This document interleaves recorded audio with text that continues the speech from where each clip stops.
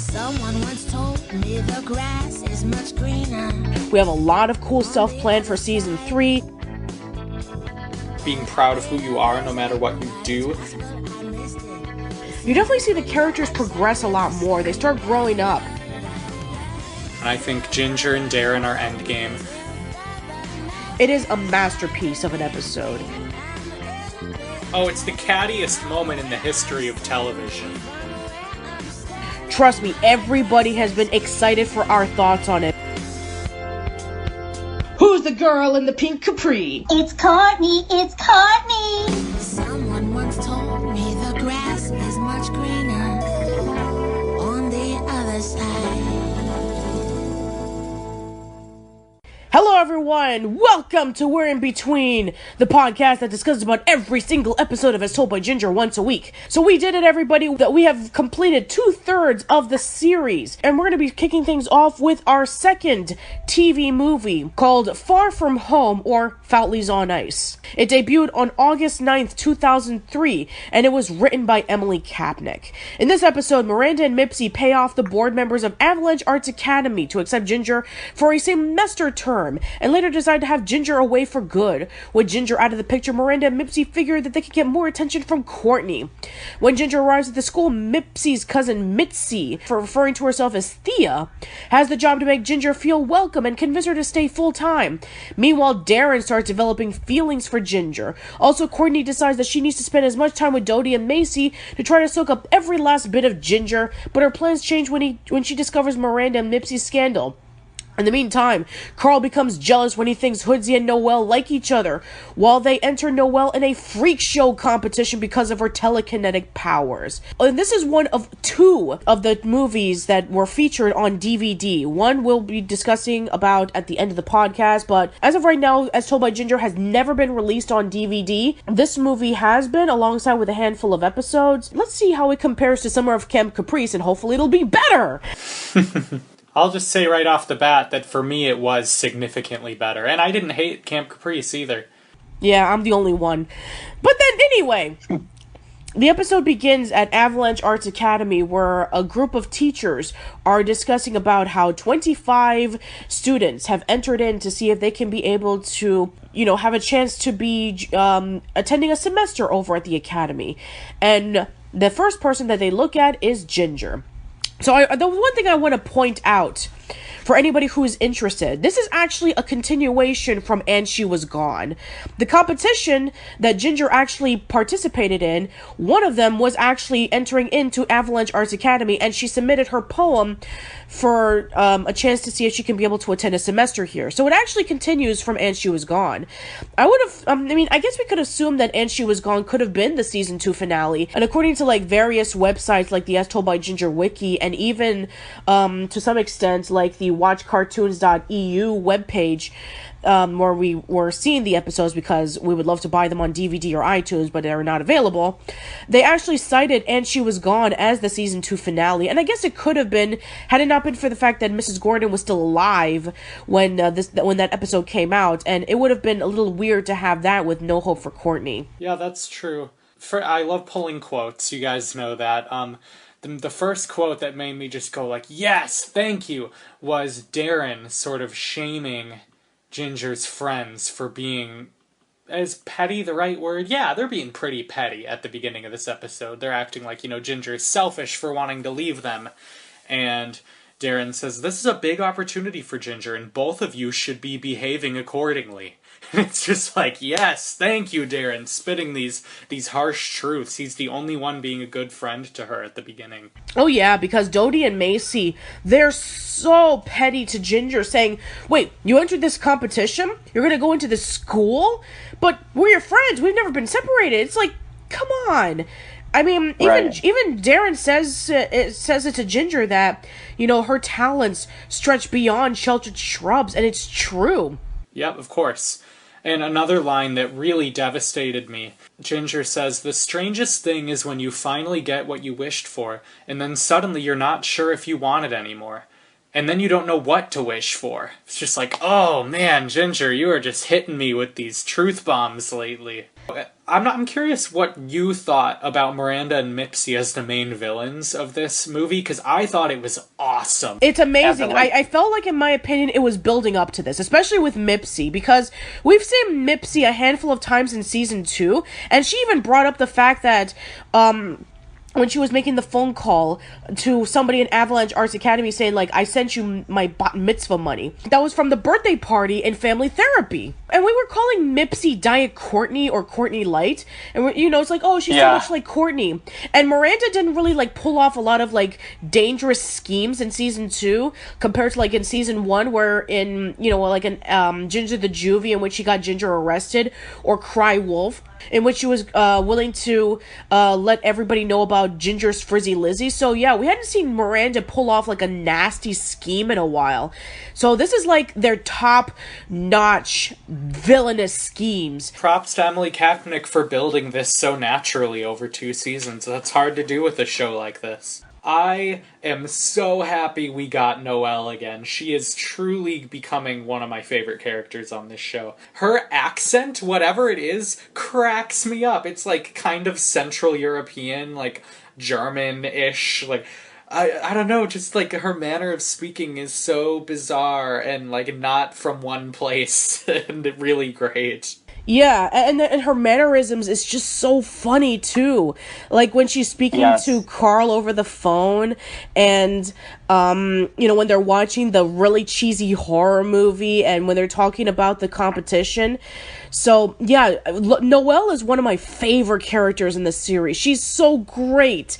And in season 3, she becomes a lot more prominent. And, we'll see the ups and downs between, Noelle and Carl. So, with Carl's case, he's pretty much taken advantage of the fact that Noelle has telekinetic powers, and she's pretty much treating Noelle like a prize, like a possible prize for this competition, as opposed to like a human being, and it really gets Noelle really irritated. And, he does like a whole bunch of things to her.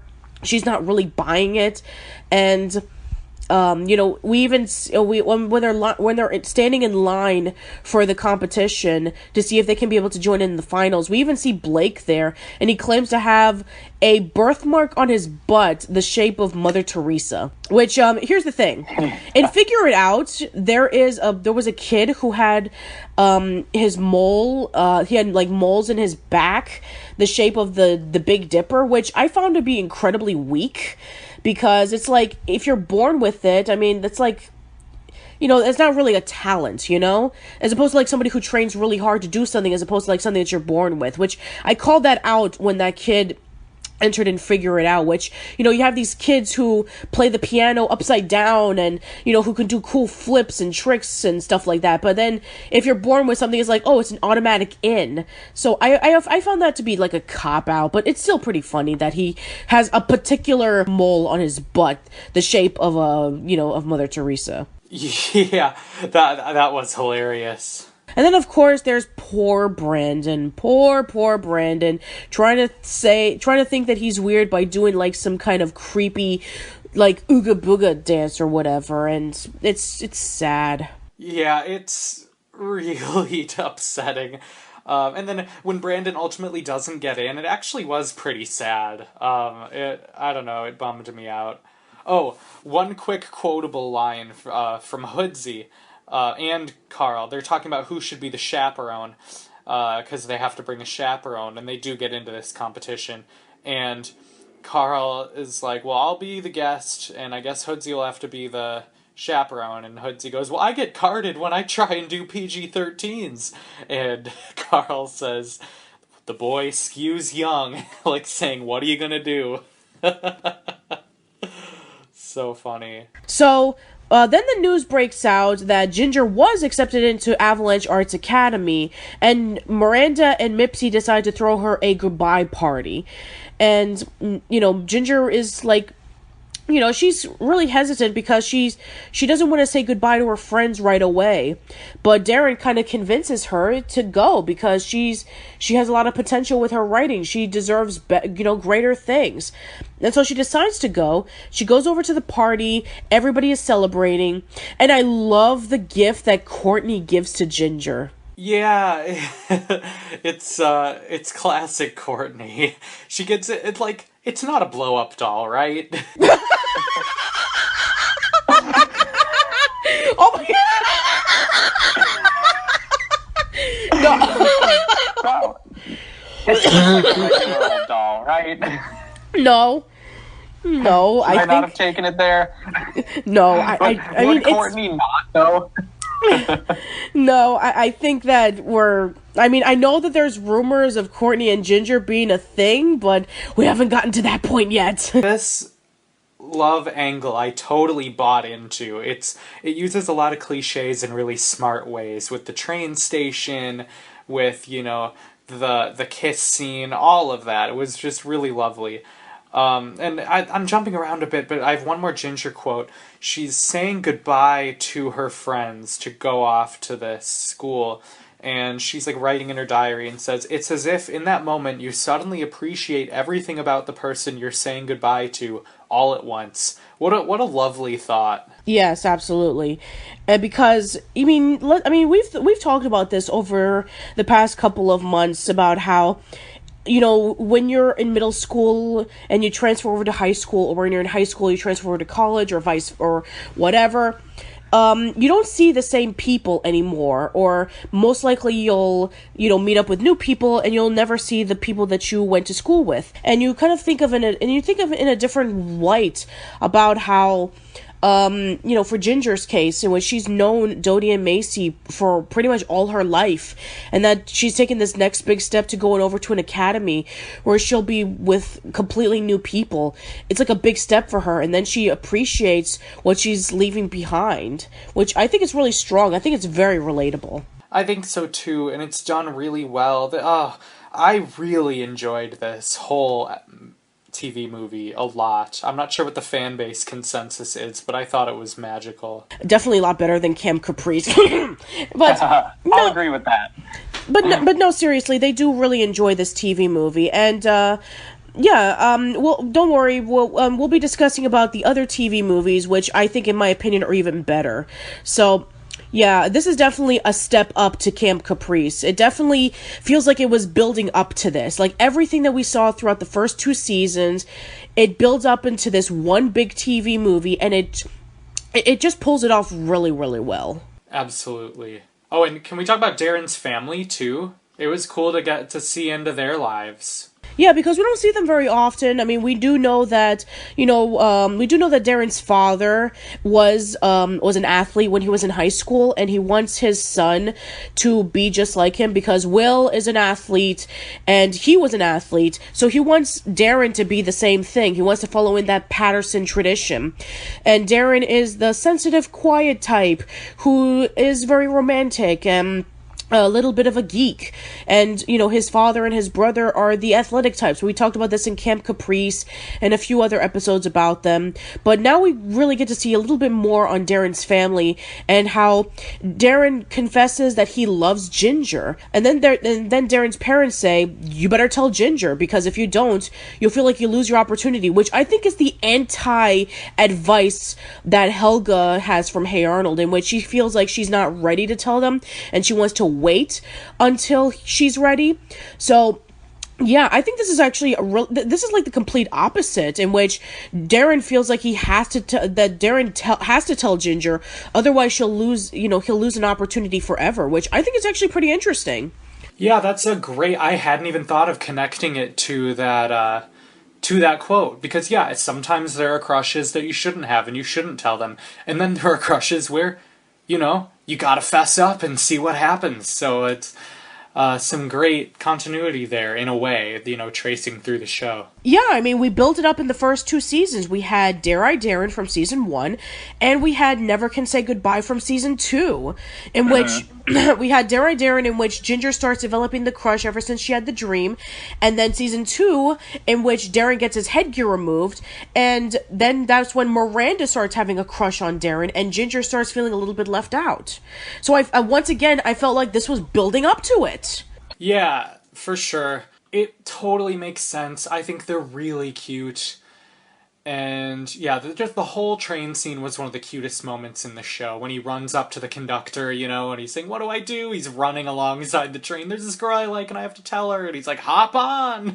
What? And then the continuity where after he kisses Ginger, he gets back on the train and the conductor is saying, "Is that the girl?"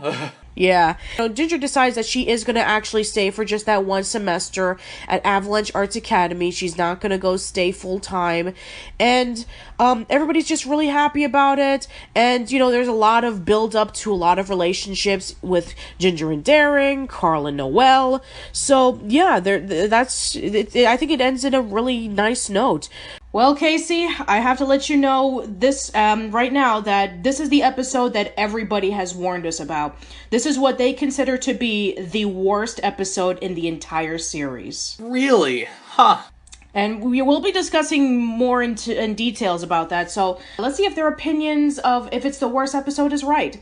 So the episode begins with Darren doing his morning paper route, and the radio is being played in the background that Ginger Foutleys is returning from Avalanche Arts Academy. So when Ginger started Avalanche Arts Academy, it was winter, and now it's springtime. So a few months have passed between then, and everybody's really excited about Ginger coming back. And we see Dodie and Macy excited about Ginger coming back and saying, "Who should hug? Who should greet Ginger?" And then we have Miranda and Mipsy saying, "Who should give the dirty look? Who should say, 'Hi, Ginger, welcome home,' sarcastically?" Yeah, Ginger's big return was kind of dumb. So Ginger comes back with Darren, and she is, pretty exclusively into Darren at this point in terms of, her whole life. And she does not even hear or see Dodie, Macy, Courtney, Miranda, Mipsy, I think, is there. She doesn't see any of them. So, I don't know. It seems pretty innocuous, and this is just an episode of people overreacting to things, except for Ginger. I think Ginger's reaction, if anything, is too kind.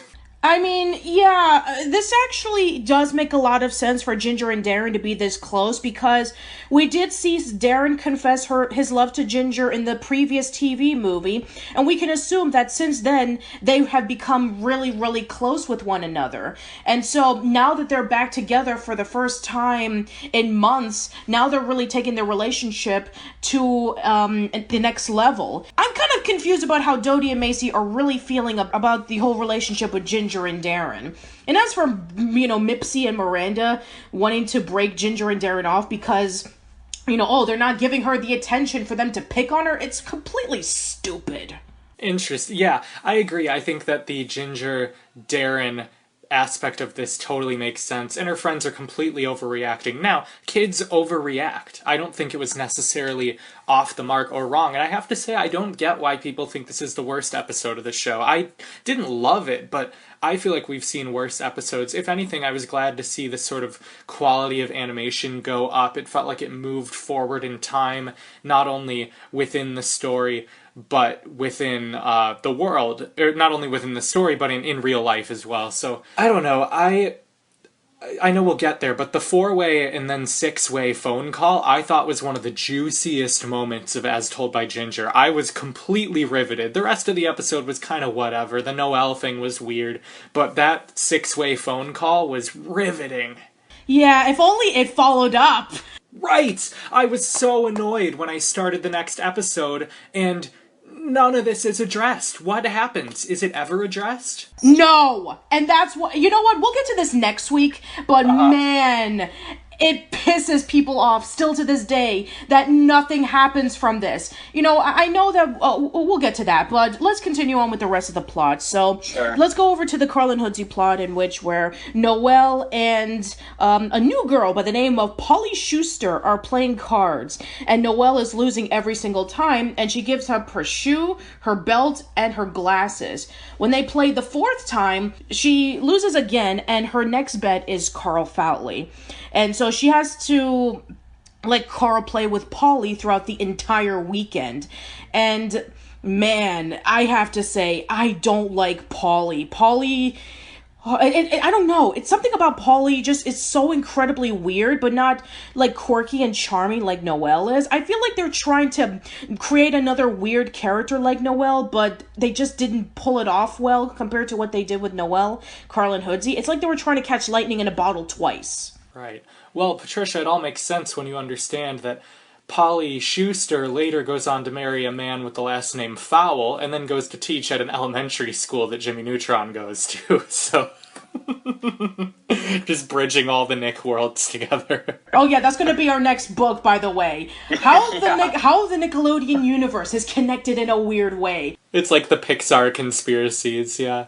We did it with the Jimmy Timmy Power Hour. We did it with Rugrats and Our Real Monsters. We did it with Rugrats and the Wild Thornberries. Right. Let's put in Ginger and Jimmy Neutron. Oh man, the backstory we never knew we needed, and probably didn't need. And I do think that, like, the Noelle Polly thing is almost so ridiculous that it works for me, but, like, Noelle betting Carl, and Carl just sort of rolling with it. I know he's shocked, but, like, that he ultimately gives in. It's like, that's not how life works. You can't bet a person. Well, what about in the episode when Mr. Krabs bets SpongeBob to Plankton? Well, I think Mr. Krabs' relationship with SpongeBob is very different. That is true. I mean, he just sees him as an employee making a bunch of money, not as, like, a best friend, or even a boyfriend, for that matter. Right, and SpongeBob wants to please everyone, and Carl is more of an independent person, so I was surprised, but it is kind of cute when he ends up getting into the game that she's playing. Carl is, you know, to title drop, in between here at this point. He's sort of between little kid and adolescence, and so he has a girlfriend, and it's getting, you know, serious for that age. But he's also still a child. Dodie is fed up with the fact that, you know, Ginger and Darren are hanging out together so much. They want to have girl talk, they want to catch up to see how Ginger's doing, how is Avalanche Arts Academy, and Darren is everywhere. And that really pisses Dodie off because she wants to spend time with Ginger. They want to be BFFs together. They want things to be the way they were. And then after Darren shows up, after, you know, like during their girl talk, she walks away and she heads home, and lo and behold, Miranda and Mipsy are sitting right at her porch, giving her a proposition that they're going to work together to break up Ginger and Darren. It's really devious, and I'm so surprised and disappointed in Macy by this. Dodie would pull a scheme like this, but Macy goes along pretty unapologetically, and they only are upset about it when they get caught. And I think they realize how awful they were, but I don't get enough closure or satisfaction with Ginger figuring out what was going on. Oh my god, I mean, why? I mean, in Driven to Extremes, Macy was willing to TP the substitute teacher's house, but this is the lowest point that Macy has ever done. Pure, sweet-hearted, good girl, comeback little seal girl Macy is going to betray Ginger and Darren so that they can have a chance to come back as friends? I feel that this is not well thought out. Macy has a lot more sense than this. She does, and it's clearly a lapse of judgment and just a bummer step back for her character, but people make mistakes. I don't not buy it. I was just disappointed in her. Courtney has been eavesdropping throughout the entire time that these four girls are planning on breaking up Ginger and Darren. So Courtney invites Ginger to her limousine, and they start talking that, oh, guess what, Ginger?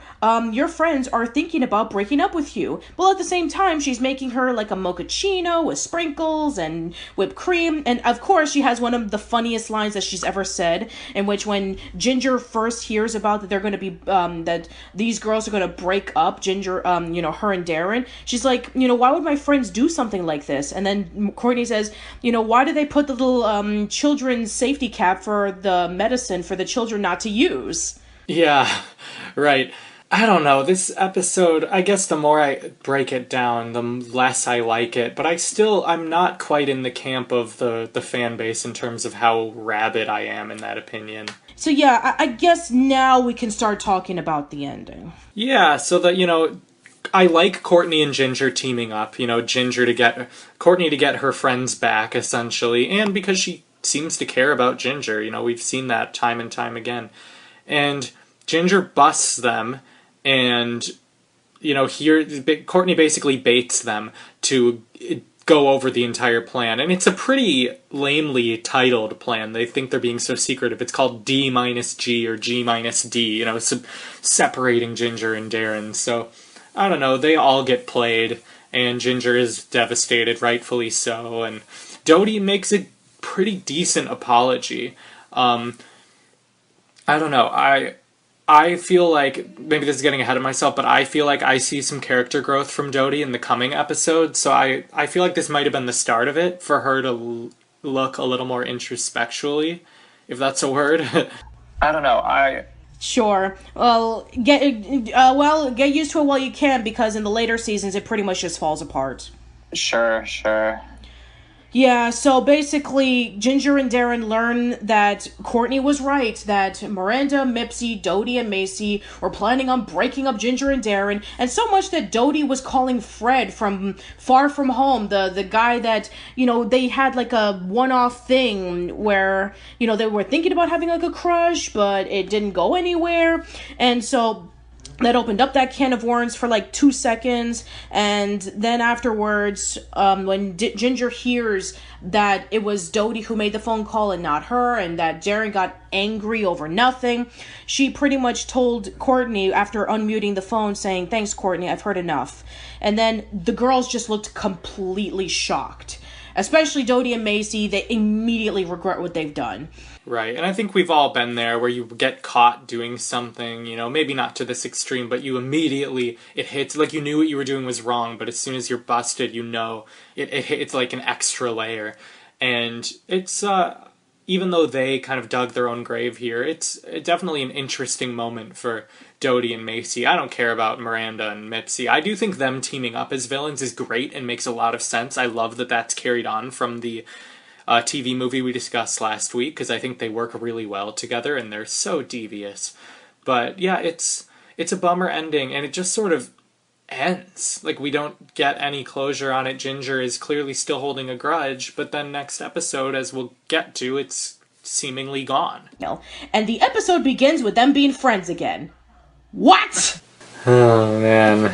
Yeah, it's ridiculous. Oh, God, where do we start? But I do think we should evaluate the episodes on their own merits. I know they're part of a narrative. No. I'm sorry. No.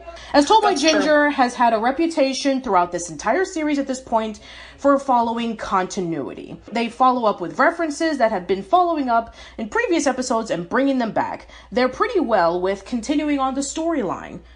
So it kind of makes me really upset to know that an episode that has such a really strong, somber note at the end, and then it just leads up to something incredibly happy. This is like that South Park episode in which, you have Stan who is looking at everything that is crap, and everybody else is seeing this as incredibly funny, and we have, his parents are arguing with one another, and they're gonna break up, and then it leads off with a cliffhanger, and you're thinking, wow, what's gonna happen next? And then the ending becomes incredibly disappointing with, Stan being diagnosed with Asperger's syndrome and is being played off like the Matrix, and, Stan's parents are thinking about getting back together, and that whole thing pretty much never happened. Yeah, no, I'm not familiar with South Park, but I should edit my statement. Of course, the continuity matters in the show, and it matters a lot.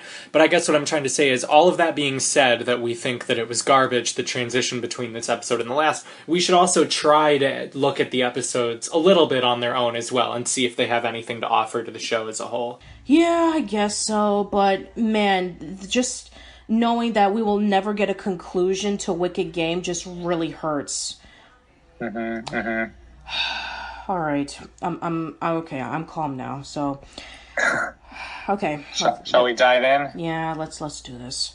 Okay, so the episode begins with Ginger, Dodie, and Macy as friends. Don't ask me how and why. And they're talking about planning for Darren's birthday party. And they're talking about how they're going to miss their favorite soap opera and that they're waiting for Darren so that he can be able to walk them home. We have Courtney and Miranda offering them a ride, but they decline. And they're watching the soap opera on their car TV. So Darren finally shows up and they're watching the soap opera together. Oh my god, the soap opera is just so ridiculously over the top. And dark.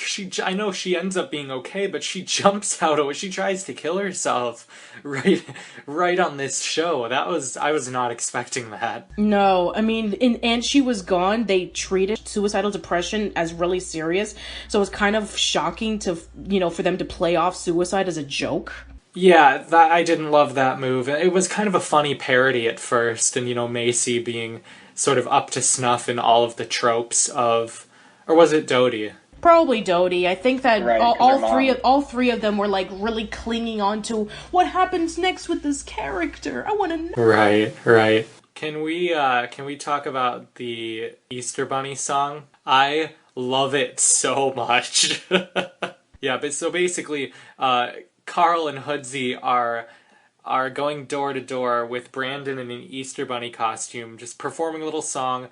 We have this great line from Carl. He says, "We're making a fortune embarrassing Higsby while selling last year's candy," which, we're seeing the full realization of Carl going full capitalist, and it's pretty exploitative and pretty garbage. And they end up firing Brandon because he's too much, and this song is nuts. Oh, it's so good. It's so Higsby. It's so extra. And when they fire Higsby, he says, "When you hire Brandon Higsby, you get showy, you get flash, you get pizzazz." I've decided I am a big Brandon Higsby fan, even though he's the worst. Yeah, I just wish that he kind of had that same pizzazz and driven to extremes with the pet show. Oh, jeez, absolutely. Yeah, where was that? Yeah, I know. Continuity is pretty much going all over the place, isn't it? Lois is doing some shopping, and there just so happens to be one ham left. And Joanne wants that ham as well, so they rush into each other to try to grab the ham. And you know what this reminds me of? It reminds me of Christmas with the Cranks. That's not a good thing, by the way.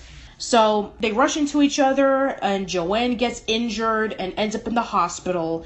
And then when they finally check up on Joanne, she pretty much forbids their kids to ever mingle with the Foutleys, and she wants nothing to do with them anymore.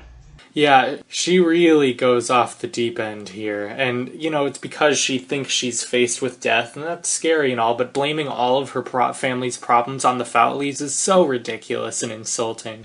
Yeah, I mean, sure, it is true that, Joanne being sick with food poisoning and almost being attacked by a maniac did happen in Lunatic Lake, and that, there have been many times in which Carl has ruined Joanne's life, like, for example, in Sleep On It, in which she ruined her book club and all that stuff. So, yes, it is true that Carl has caused a lot of trouble, but the entire Foutleys? I don't think so. Like, Joanne was willing to help Lois and her family out in TGIF by letting them stay in the rumpus room when their house was being fumigated. Did she forget that? Mm-hmm. Yeah, no, it's, she's just so unself-aware, and we'll see that again next week, won't we? Man, it's just Drama City, isn't it?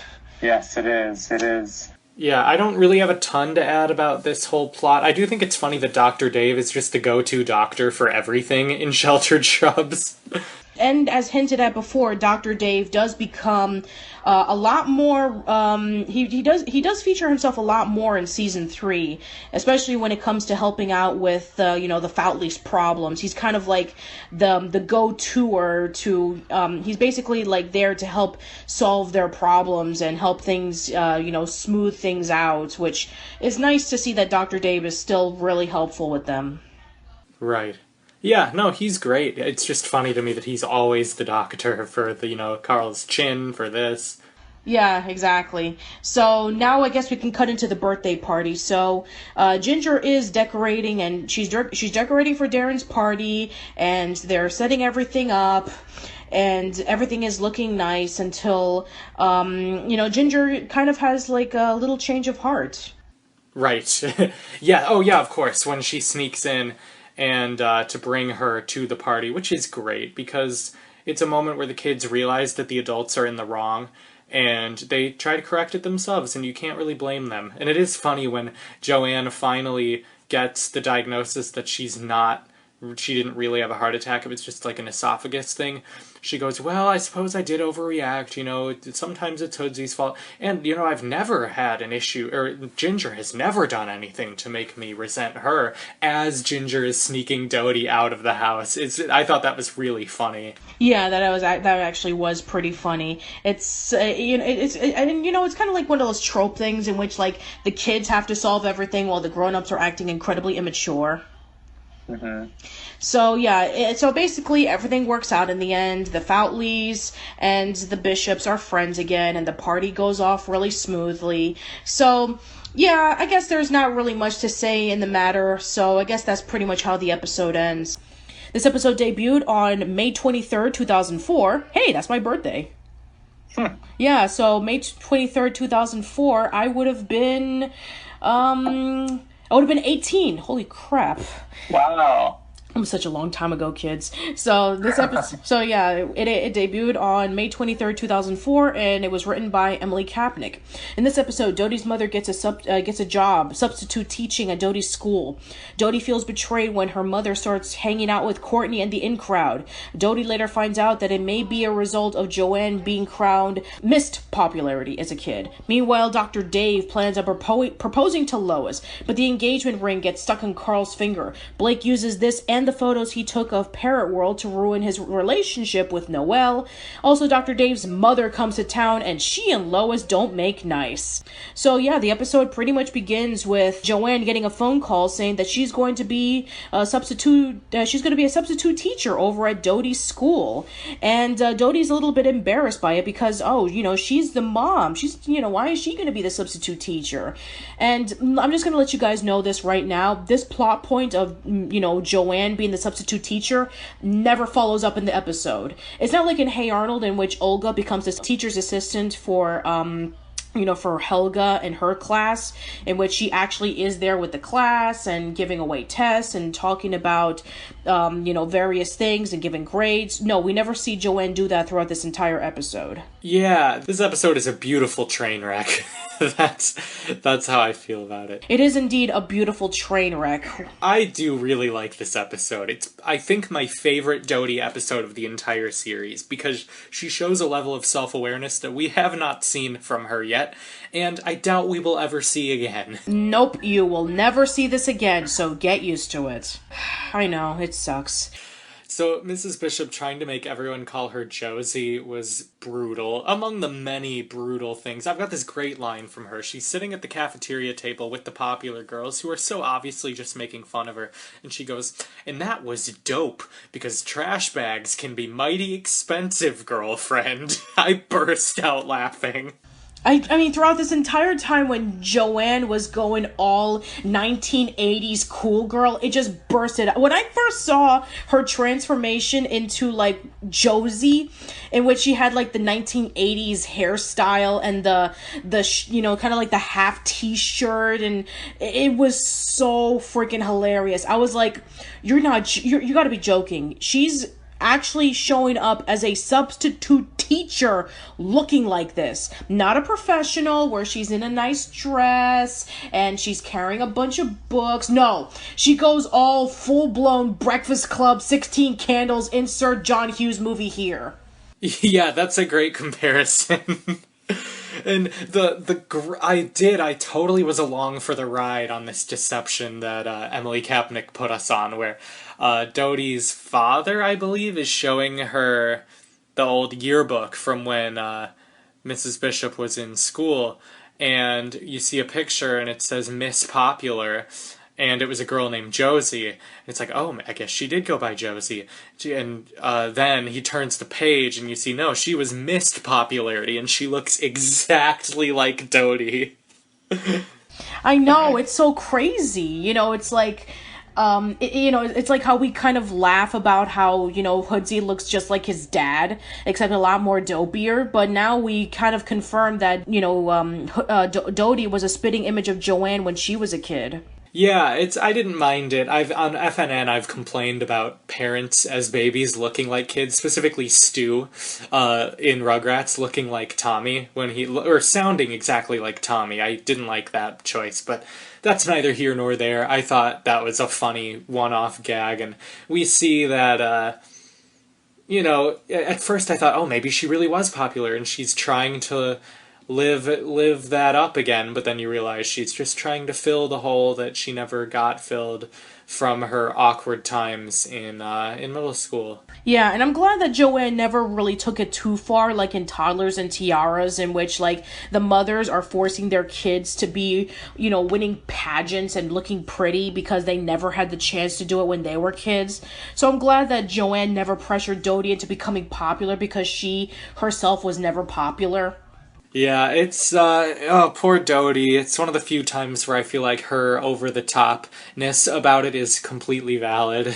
Sure. So, yeah, let's go over to Carl and Hoodsie's plot. Well, this time it's Carl and Dr. Dave's plot this time, with a mixture of Blake and Polly and Noelle. It's a mess, but still, so we go over to Carl and Dr. Dave, and they're purchasing a ring because Dr. Dave wants to propose to Lois and see if she is willing to marry him. And so while they're over in the ring shop, they try this ring on, and it gets stuck into Carl's finger. They can't pull it out. They try everything that they can, and they're thinking, okay, we're going to pull this ring off, and then we'll give it back to you when we have the chance. And so Blake decides to take this as an advantage point, saying, like, oh, look, Carl is wearing an engagement ring. So that means he must be engaged to Polly Schuster. So he takes a picture of that mixed up with the pictures of him playing with Polly that we saw in the episode Wicked Game, and he's going to present it over to Noelle, saying, like, guess what? You're no longer Carl's girlfriend. Polly is Carl's girlfriend now. Because that's how that works, right? Yeah, exactly. That's how that works. I mean, as we've seen throughout this entire series, in which, like, oh, if you see something, that means that it's actually true. Let's discuss about what I think is probably the worst thing about this episode, and one of the worst thing in this series, Dr. Dave's mom. Oh, it's rough. She's so over the top, and, it's hinted at because he makes some reference to, like, a blood-sucking vampire that'll ruin everything in your life, and it turns out that she's like, your mother? And he goes, no, the patient in room whatever, and, clearly he did mean his mother, and it's... Oh, I think she's funny, but she's so over the top. She's awful, by the way. The stuff that she does. Holy crap! When you see what happens throughout the remaining part of the series, it's bad. It's like Miranda and Mipsy bad. It gets worse. So, yeah, I'm not going to say anything other than that, but it gets worse for Dr. Dave's mom. But for this episode, she, plays off the stereotypical thing about, like, oh, she doesn't like, her son's new girlfriend because of various reasons. Whether it because, your buns are burning in the oven, or the chicken is greasy, or whatever. Constantly complaining, being a perfectionist. Just even the look and design of her is just so somber. Like she looks like she's never smiled in her life, and she does smile in the series, and it's actually pretty scary. Yeah, this was an interesting sort of culmination of the episode. Lois meeting the terrible mother. Dodie is just reading a book in her room, and then she finds out that Ginger and the rest of the popular girls are, at her backyard, and so they start to talk to her about how Joanne is just acting completely over the top, and that they never really liked her in the first place, and that she's just incredibly clingy, trying to be incredibly popular, but it's just, like, not working. And so then Dodie had to break up to to Joanne, saying like, "You're not cool, Mom. It was all a lie." Yeah, it's some harsh truths there, but I really think Dodie shines in this episode, and it's one of the few positive portrayals of her character. Yeah, I mean, it definitely goes to show you that I think Dodie has come a long way from season 1 and 2, in which she was begging to be popular. She wanted to be popular. She was willing to do anything to get any recognition. But here, it actually shows us that, guess what? I don't really care too much about it anymore, and you shouldn't either, Mom. Yeah, it's actually nice to see Dodie come a long way since then. Absolutely. It's a ton of growth, and yeah, you said it well, that she's finally abandoned her sort of delusions of popularity, and she says something along the lines of, I've been a nobody, and I don't, it doesn't matter. Yeah. Absolutely, which is actually a pretty strong first step to a major growth for Dodie. It's just a shame that it didn't go anywhere in the later episodes of the series. So right, that's disappointing. Yeah, well, anyway, continuing on. So Ginger comes back home after dealing with the whole, Josie's not popular, we don't want her around situation. So she goes back home, she introduces herself to Dr. Dave's mom, and then everything starts spilling out when Noelle shows up right out of nowhere and accuses Carl that, that he's seeing Polly and that he has the wedding ring. And then Dr. Dave's mom is wondering about what's going on. And then Dr. Dave confesses, is like, no, this is not his wedding ring. This is not his wedding ring. This is mine. And I'm going to propose to Lois. And then Dr. Dave's mom was like, what? What are you trying to say, David? And then finally, when, Noelle is taping the whole thing, and then Lois pretty much covers it, saying like, oh man, I need to answer this without anybody recording me. And then we get into the end credits, where it plays out to a song called Diamonds Are Expensive, looking like similar to James Bond, and we kind of assume, seeing the silhouette, that Lois says yes to the proposal. Yeah, it's a lovely ending. I really enjoyed it, and I wish them the best. I think they're amazing. Yeah, and according to our interview with Mark Grizzly, he says that this is one of his favorite episodes that he got to work on, and he absolutely loves the end credits song. Yeah, that was really cool too. They've gotten pretty creative with those over the course of the show. We do have a very special guest with us. So, back in 2002, this particular guest has made an appearance in the third TV movie, and thanks to the Make-A-Wish Foundation, and she requested that she wanted to be in an episode of As Told by Ginger. We have Leandra. So, welcome, Leandra. Hi, nice to be here. So, yes, so right before we discuss about the episode, so please tell us the beginning. Tell us of how it all happened. Oh, okay. So, wow. All right. So this was about half a lifetime ago. I had been diagnosed with this really rare bone marrow disorder that was kind of turning into leukemia. Of course, the first thing I did as an 11-year-old was go to makeawish.com, get my free wish, because that's what every, dying 11-year-old does. They go and they get their free wish from Make-A-Wish. Being on As Told by Ginger was not actually my first choice for a wish. My first choice for a wish was to be on SNL. He said they couldn't do it because I was 11. And then my second choice was to be on All That, but then All That got canceled. So As Told by Ginger was my third choice. Definitely do not regret it. I love the show. It was awesome being on As Told by Ginger. It got to meet a lot of really cool... Lorraine Newman was on SNL, and I got to meet Cree Summer, Kat Susie, and Tress McNeil, all of whom are super, super awesome voice actors. I'm sure you guys know if you're listening to this podcast. And yeah, so it actually ended up being kind of delayed because although I made the wish when I was 11, I went through a year of treatment, I had to recover and everything. So it wasn't until I was actually about 13 or 14 that I went and recorded the episode in LA. And let's see, what else? And it was great because I was the same age as Ginger, and it was really awesome. And I guess that's kind of the backstory. So yeah, we'll definitely discuss more about Leandra for our bonus podcast. So yes, the TV movie debuted on June 13th, 2004. It was written by Eryk Casemiro and Emily Kapnick. In this TV movie, Ginger and her friends are graduating junior high school, and Ginger is asked to give the speech at graduation. She has trouble writing one, however, because it seems like she and her friends are being pulled in all different directions. Macy's new bandmate has her eye on her, Darren gets involved in football, and Dodie with cheerleading. Meanwhile, Carl and Hoodsey and their classmates are graduating elementary school as well, and it comes up that Polly Schuster trick pulling Carl's petrified eyeball, Blake's tonsils, and Mr. Licorice's tooth into a time capsule. Alright, so let's get things started. So the episode begins with a dream. Ginger is in the classroom, and she's imagining Dodie, Macy, and Darren walking away, and it then pulls up into her waking up, and she is a little bit nervous about her graduating from middle school and entering into high school. And I think for all of us, I think we've all shared the same sentiment about moving on to the next big step in your life. Definitely. Now, this particular TV movie, this came out at least a month after I graduated from high school, and I was entering into college. So I kind of felt the same sentiments because I've gone through I went through a rough time in high school. I went to 3 different high schools because I moved, and the high schools that I was in, it just was not, I didn't enjoy myself.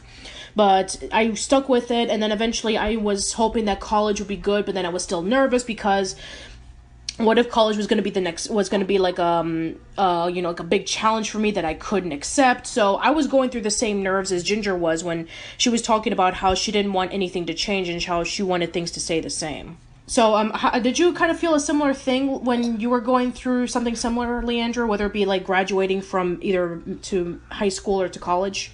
Oh, yeah, definitely. And I noticed a lot of, in general, just themes about change and dealing with letting go in this particular episode that, to be honest, I hadn't noticed when I initially did it as an 11-year-old. So looking back, I feel like it has a lot of meaning for me. And it did come out around the same time that I was personally going from middle school to high school. So, yeah, that was a big transition for me as well. Yeah. So now going into Carl and Hoodsey's plot. So Carl and Hoodsey are being prepared to go into Blake's limousine to trade off their items. So these are items that have been featured numerous times throughout the series, and now they're getting it back for the first time in a long time. So Blake has Carl's petrified eyeball that he traded away from, and she was gone because he thought that he made Noelle Sussman disappear. Carl and Hoodsey have Blake's tonsils because they got it from the episode Dare I Darren when they couldn't borrow Blake's telescope for their science project. Carl has Mr. Licorice's monkey tooth necklace from the episode Gym Class Confidential when they traded the bubble gum for the tooth. And then finally we have Brandon holding a picture of him and Hoodsey hanging out together from the episode Deja Vu, in which Hoodsey had amnesia, and then they were hanging out with one another at a time in which he and Brandon were friends, and he wanted nothing to do with Carl. Mm-hmm.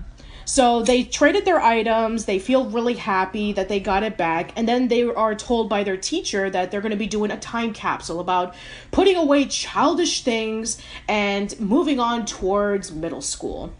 And then, of course, we have Polly back. Polly, who was featured in the episode Wicked Game, and who was featured again in the episode About Face. And then they're discussing about that she convinces them, okay, you need to put the petrified eyeball into the time capsule, otherwise you're not going to grow up. And I don't know about you, I never really liked Polly in the show. I always felt like she was trying to be, like, weird and quirky like Noelle, but just didn't pull it off the way that Noelle did. I agree. Polly was a very weird character, but I have to say, in this episode in particular, there are a lot of bird jokes. Yeah, that's a thing with Polly. Polly does a lot of bird puns. It doesn't help that her name is Polly, and she squawks, and she was, like, laying the golf eggs. But another thing is when the particular teacher tells Carl and Hoodsey and all of them that they need to do this time capsule thing, they make a Charlie Parker joke, and he's playing this jazz, and Charlie Parker's jazz nickname was Bird. So they make a bird joke then, too, and I thought that was really funny. That's actually pretty clever. I never knew that. I'm sure Casey would have brought it up because he's a music director, but yeah, I'm sure maybe, but yeah. That was around, like, 7 minutes, that, like, when they initially talked about the time capsule, and I was like, I'm a big jazz nerd, so I loved that. Oh, that's fantastic. So yeah, I never knew that. That's awesome. That's a great thing I've always talked about with As Told by Ginger, about how the characters change and grow throughout the show. And it's apparent when Ginger is emptying out her stuff from her locker, and she sees a picture of her and Ian, and she says, wow, that was so long ago. And it's like, wow, they actually acknowledge the fact that Ginger and Ian hadn't become a thing since season 1. Yeah. And I think that ties back into, like, this whole change theme and, you know, getting rid of old things. Yes. That's going on throughout the whole episode. Yeah, absolutely. And so, yeah, I think that now we can definitely talk about your scene. So when Dodie is talking about that she wants to join in on the cheerleading, she is really enthusiastic and she's cheering, and they're not convinced. And so then you show up and you basically give Dodie the pep talk of the century. Well, I tried. I mean, I didn't try. You know, those lines were written for me. But yeah, do you remember the lines? Oh yeah, I mean, I just watched the episode, so it was something like, "We moved mountains just by keeping," something like that. And yeah, it's certainly very fitting for, you know, a young girl who's just survived cancer. Absolutely. So I need to ask, I mean, was that your actual depiction, or did they change it up a bit? Okay, so I feel like I have to address the cornrows, because obviously I'm a pretty white girl. Like, I'm not, you know, a person of color or anything. So the cornrows, let's talk about that. Yes, please. My hair was growing back from chemo, and my hair actually looked a lot like Ginger's at the time. It was just a little mess of red curls. And so one of the first things I wanted to do to celebrate my hair coming back was actually, like, do something with it. I braided for my 12th birthday. So that's kind of where that came from. Let's see, what else can I tell you about that character? Like, the depiction. The necklace. Oh, you guys, you'll like this. So that necklace was, I requested that to be animated. That was a really special talisman kind of thing, which I guess is another... That's a really interesting thing for me, because that ties into kind of my adolescence. I wore that necklace all the time from when I was 11 to when I was about 14. And it meant a lot to me because I took it with me throughout my treatments and throughout middle school. So it's like a little circle, and then there's kind of a little hanging thing from it. So the circle had my zodiac sign on it, which is Taurus. And then the little hanging thing is actually... oddly, some kind of fertility goddess or something, but I was into it. It was like my protective talisman. So that, so the depiction in general, was very much, I do have, like, reddish brown hair, and what about the bracelet? Was it a medical bracelet, or was it just like a decorative bracelet? Oh, the bracelet! Oh my gosh, yeah, I did wear a bracelet. Oh my gosh, I feel like I need to go back and look at this, but I remember off the top of my head, did it have a blue bead on it? I think you did, yes. Yeah, okay, so the blue bead, so I'm Greek. I'm 100% Greek, and the blue bead is the evil eye, like, talisman. So that's another thing, you know, my family, all the women in my family are very, like, superstitious, and of course, you know, when I got, you know, sick, they were like, oh my gosh, someone put the evil eye hex on you, you have to wear this mati now, and I mean... whenever someone gets diagnosed with, you know, a disorder, and maybe not whenever anyone gets diagnosed with a disorder, but at the very least, definitely for me, my family was like, all right, you're going to, you know, get traditional treatment, but let's make sure we have all our bases covered, and you're also going to wear this, like, evil eye bracelet. So that's a bit of the story behind that. That was another thing I was wearing pretty regularly as well. To go into Carl and Hoodsy's plot again, so Carl is acting a lot more calmer. He's behaving himself. He's gotten rid of all of his gross stuff, and he's acting more like a mature kid. And everybody's like really shocked by it, but deep down, Carl is like really suppressing his inner childhood. And we get an amazing dream from Carl where he imagines himself getting older and older, and this is actually a reference to Twin Peaks. And we spoke to the storyboard artist who worked on that scene, Darren McGowan. He was the one who came up with the idea of doing a Twin Peaks reference for that. That's so cool. Yeah, and so the characters are growing, they're gradually growing older and older. It's a reference to the Red Room in Twin Peaks. Makes a lot of sense because Darren said that around the time that they were doing that TV movie, the DVD of Twin Peaks came out. So he was kind of influenced for doing that. And it's kind of funny now that almost 13 years later, now we have the reboot or something. Yeah. Wow, that's so funny. I never knew that. That's awesome. Yeah. So, continuing on, so Carl does have the dream, and he starts waking up, and he's kind of shaking, and he changes his mind, and he, digs up for the petrified eyeball, and everybody changes their mind, and they want to get their items too. And then Noelle comes along, and she realizes that Carl is starting to hang out more with Polly, because in the episode, what was it again?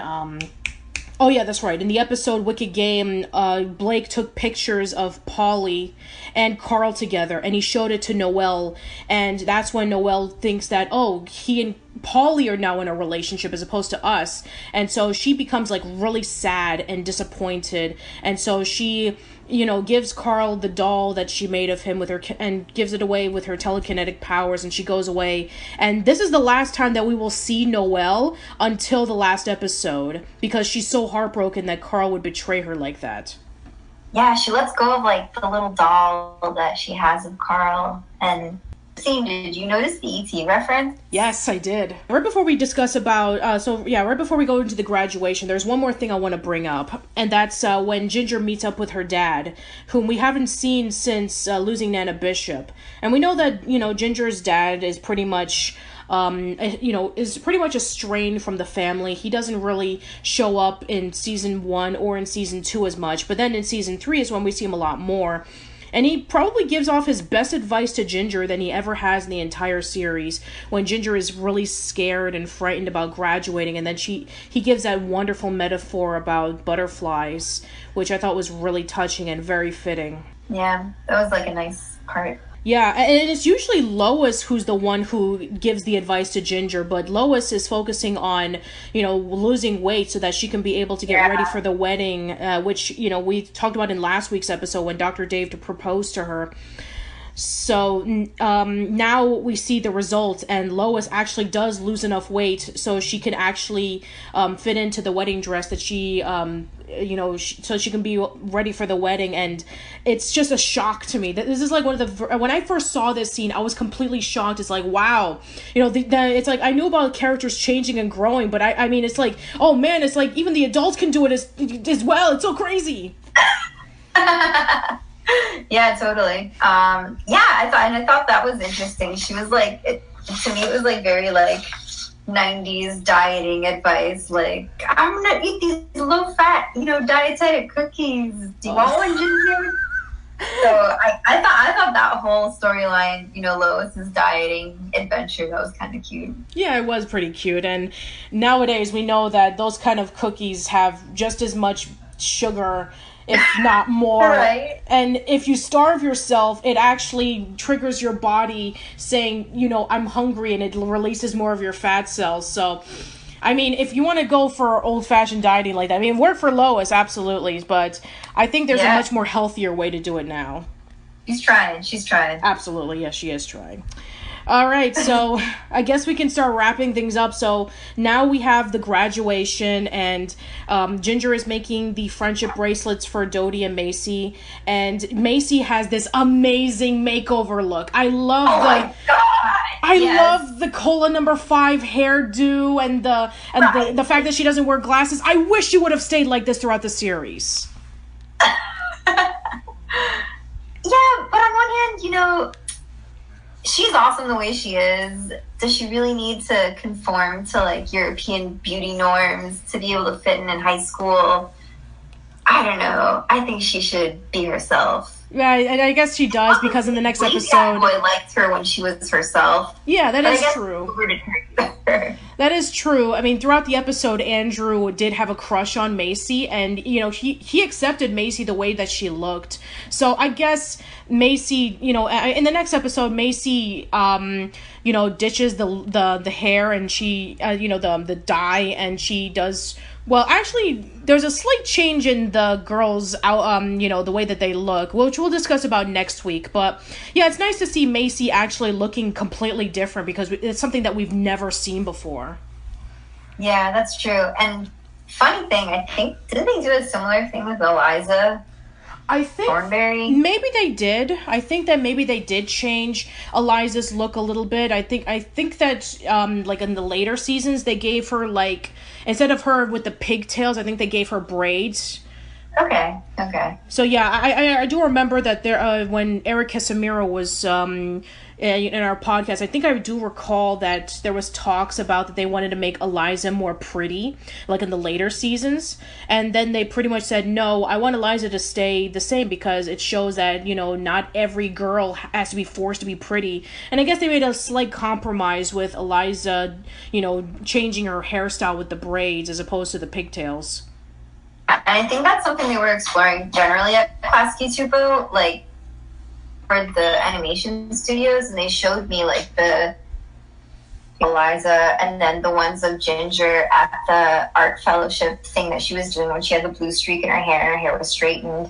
So I feel like they were attuned to that kind of, our demographic, the people who are watching this are growing up, so we kind of need to adjust these characters a little bit to make them experiment with their looks a little bit. So I like that they made that effort to try and do that. Yeah, that definitely makes a lot of sense. So, yeah, I guess we can start wrapping things up. So, I just love the fact that, Dodie went through like a Brady Bunch moment in which her nose gets hit with the football. Oh my gosh, yeah, that's a great connection. Yeah, it's like, oh, Marcia, she gets her head, she gets like a nosebleed, and her nose starts inflating a little bit. And then Darren and Ginger approach each other, and they said that they're going to try to work things out with their relationship because they were kind of like struggling to see if maybe they can be able to make it work with Darren joining the football team and with Ginger joining the student council. So yeah, once again, it's definitely foreshadowing for what will happen later on, and it's not going to be good. Yeah. Okay, so, well, let's conclude it, and we're going to be discussing about the speech, which definitely is one of the best moments in the entire series, when Ginger gives that wonderful speech. Definitely very within character, and talking about butterflies, which she got from her dad, and you see the people in the crowd, you see the parents, and you see Macy's parents once again from the episode Family Therapy. You see Ginger's dad in the audience, and then Ginger's talking about how we're all butterflies and that we should let ourselves become free. Then she actually grabs a box of butterflies and they're all making their wishes. And the thing that really was a nice little touch was when they cut into clips of previous episodes. They cut into clips from Ginger the Juvie. They did it for Trouble in Gal Pal Land. They did it for Kiss and Make Up, and they did it for Far From Home or Foutleys on Ice, depending on where you live. So yeah, it was basically like and Summer of Camp Caprice or Season of Caprice. So they actually do reference old episodes showing about how much the characters have changed throughout the series, which is very appropriate, and it's just a wonderful touch for a great episode. All right, and in this episode, we have Ginger, Dodie, Macy, and Courtney returning to Camp Caprice as counselors. Ginger begins to feel that she may not want Darren as a boyfriend, but Sasha instead. And after a bad run-in with Sasha, Ginger realizes that she didn't want to date him. She only wanted the feelings that she had when she first met him. Meanwhile, Dr. Dave has to stay with Lois because his house is being fumigated, and it turns out that his mother, our favorite character in the whole show, has to stay there too. Carl and Hoodsey also try to deal with the ongoing heat wave. We also have a new hairstyle change for Ginger, Dodie, Macy, Courtney, and Darren all at once. Yeah, pretty much. So this takes place around the summertime. So we can assume that during the time of Butterflies Are Free, which took place around maybe early summer. So we can assume that it takes place maybe like a few weeks later. And yes, their hairs have completely changed. So Ginger's hair is longer. Dodie lost the pigtails, and now she's keeping her hair down. Macy's hair slightly grew and is a little bit more styled. Courtney's hair is kind of like in a ponytail, and Darren's hair is actually slightly longer. Darren's hair is not the only thing that's changed. We'll definitely see more on that next week. But yes, we do see that not only has their hairstyles changed, but when listening to their voices, I can definitely tell that they were told to age them up a bit, because when Ginger does her narration, talking about the worst heat wave that she's ever experienced, I noticed that it's a little bit more low. There's a little less rasp in it. I think that she's starting to mature a little bit in her tone. She is, and that's a great point. I find that all of the characters just seem more confident. They seem to be growing into their more authentic selves. They're clearly seeing the coming high school transition as a way to reinvent themselves, and they're taking advantage of that, as I did when I went to high school, and I think a lot of people did. Yeah, and I think that this was around the time, according to our interviews with the three main voice actresses, Melissa, Aspen, and Jackie, that around season 3, this is when they got a lot more comfortable with their characters, and they were able to implement a little bit of themselves into their roles. So you can tell when even listening to all three of the girls that they have this sense of purpose on what the characters are and how they're represented. We have with Ginger's case, with her wondering if she still has the same strong feelings with Darren that we've seen in episodes such as Far From Home, Wicked Game, The Easter Ham, and Butterflies Are Free. I guess during this time, now she's feeling that she's no longer she's no longer having the strong love for Darren as she did once before. And I guess that's pretty normal, I guess, for a girl if she, has been with somebody for so long. Maybe for some people they get kind of bored, or maybe they start changing, which we'll definitely discuss about over the next couple of weeks about the relationship changing over time. But this is actually like the starting point in which Ginger is wondering, do I love Darren? Do I want to stay with him? Or are we just growing apart? And so she's hoping that this trip to Camp Caprice that we discussed about a while ago in Summer of Camp Caprice, that it will help her miss Darren. So now going into the Carl and Hoodsey plot, it starts them off with in the doghouse, and they're completely hot and miserable, and we have Brandon coming in as the Iceman, and the reason why he's indebted to Carl and Hoodsey is because Mr. Licorice ate Maud's gallstone. Right. Well, and he even says, Brandon's kind of annoyed with them, and he says, "Your Iceman hath cometh for the last time." My debt is paid in FULL. It's hysterical. And going back to the Ginger plot, I love the concept of them going back to Camp Caprice, especially coming back as counselors. It was nice for us to revisit something familiar, but it also highlights, how they're now in positions of authority in a camp where they once were little kids, and it highlights their transition really well in a really smart way, and I much prefer seeing Camp Caprice this time around to the original TV movie, which I'm on record is not hating at all, but I think they do it better this time around.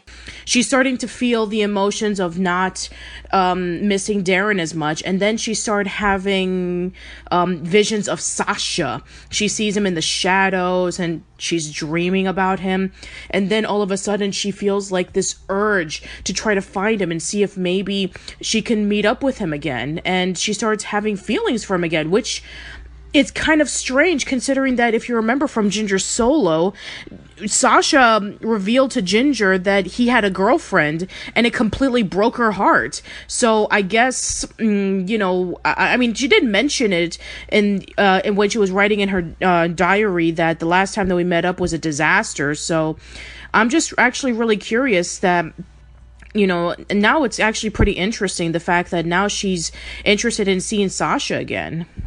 Yes, and I'll be honest, I definitely didn't think he was actually there. I thought she was just having, delusions, but that was an interesting twist for me, that he really is there, and they really do kind of confront that old nonsense. Yeah, even though I think that, to be quite honest, I really kind of wish it was an illusion, that maybe Ginger just had some old flame that was burning in herself, that maybe she could have learned a lesson. I just felt with the whole meetup with Sasha at the end was pretty pointless. Right, because I feel like it didn't give us any closure we didn't already have from the second Sasha episode. Sasha, while he was happy to see Ginger, they're still friends, and he still is dating Clover, and Ginger is still heartbroken again. So there was absolutely no purpose of Ginger and Sasha meeting up again. I really would have preferred if it was actually just memories of Sasha when she was going over to the barn, and we even see the area where the cow was giving birth to the calf for the first time, and when they first met in the stable, in which Ginger was petting the horse and Sasha was there telling her not to go over to pet the horse because against the rules, but Ginger knew the horse very well.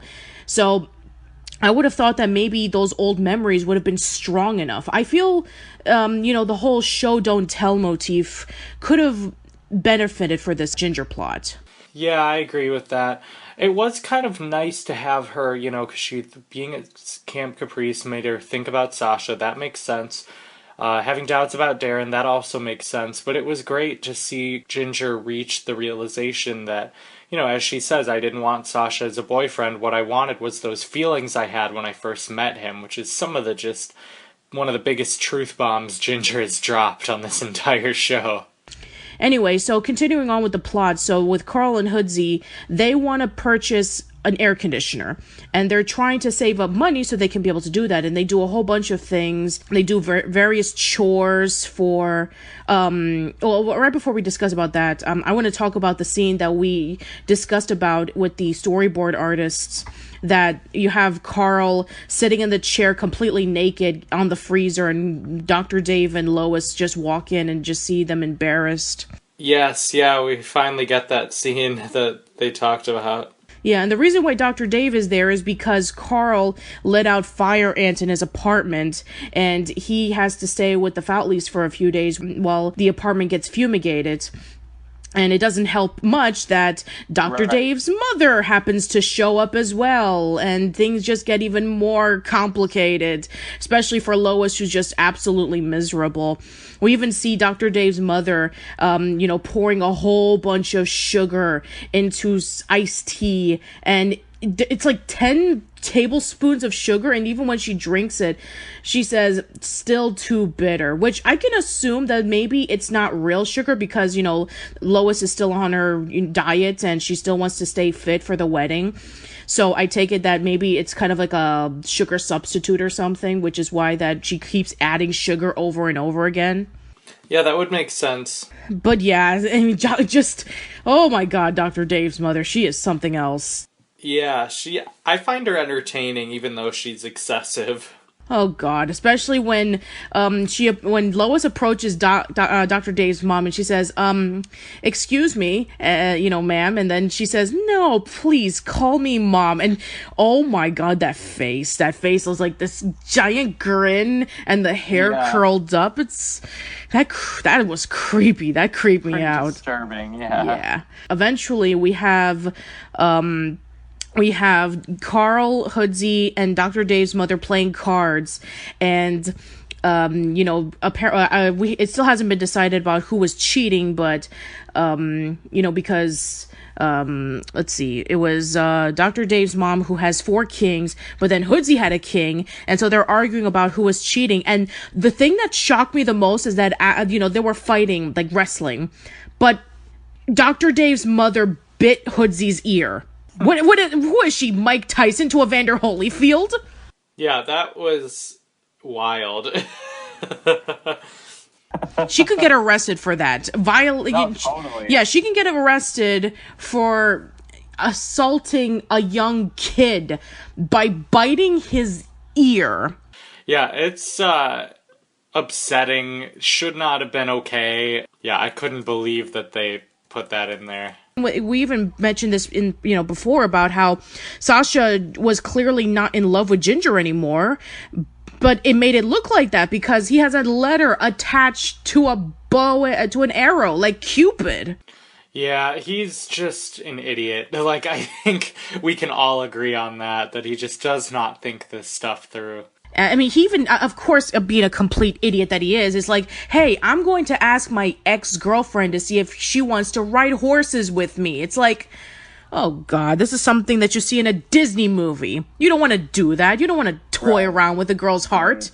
No, but Sasha does.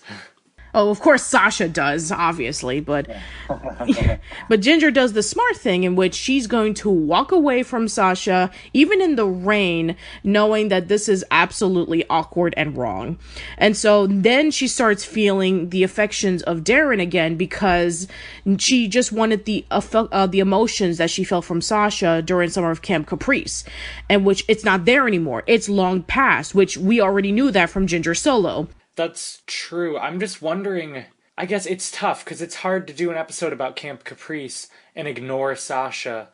But I kind of think this episode would have been better if they had. Exactly. Like I said, do dream sequence, have Ginger dreaming about Sasha, have her have memories of Sasha in all the places that she went to. I think that would have been just as strong. Yeah, she could have come to this conclusion just the same without actually seeing him again. So the episode begins around towards the end of summer. Ginger, Dodie, and Macy are making lemonade, as it's tradition for them to do. And we've seen throughout the series that they do have their little fair share of traditions. If, for example, like doing things together, signing up for events like with Comeback Little Seal Girl. So they're doing their fair share of tradition of making lemonade together and going over to the county fair. And Ginger decides that she's going to invite Darren without telling Dodie and Macy, and this gets Dodie upset. Yeah, my first takeaway, Macy right away, or no, somebody mentions right away, like, looking at Angora rabbits at the fair. Dodie mentions about the Angora rabbits, and Macy sneezes. Yes, that's what it is. And I had an Angora rabbit from the Wisconsin State Fair growing up. I couldn't stop laughing at that line. It was so randomly relevant to my life. Yeah. My takeaway for this episode is that it's kind of weird for Dodie to be completely jealous of Ginger and Darren's relationship, especially when Ginger decides to invite Darren to the fair. I mean, at this point in time, they should be okay with it. Now, if this was around the time of, Wicked Game, in which Dodie is feeling threatened about losing her friend over Darren, then that would be perfectly fine. But I think that at this point in time, Dodie should just accept the fact that Ginger and Darren are a thing, and they should be doing stuff together. Right. Given what we know about Dodie, it is not surprising in the least, but also you're right, it seems like she should have outgrown this at this point and gotten used to Ginger and Darren, especially with how awful Dodie was trying to split them up. Yeah, this is something that you would see in the early stages of season 3, not the midway point. Right, and you'd think actually that Dodie would have some work to do to continue to apologize to Ginger, and part of that would be accommodating for Darren at events like this, Maybe that would have been the case if we actually gotten a follow-up to Wicked Game. Right, fair point. Yeah, but still, yes, the way that Dodie is acting in this episode is completely step backwards for her, especially since in episodes such as About Face and Butterflies Are Free, she was actually starting to become slightly more mature and understanding with, Ginger and Darren's relationship. But here, it's like, no, I don't want you to invite Darren over. We're BFFs. This is our tradition. It's like, come on, Dodie, just lay it off already. And it doesn't help that Darren, didn't really want to be a part of the fair in the first place because he's not a big fan of it. So Ginger is inviting him over to a place that he has absolutely no interest over.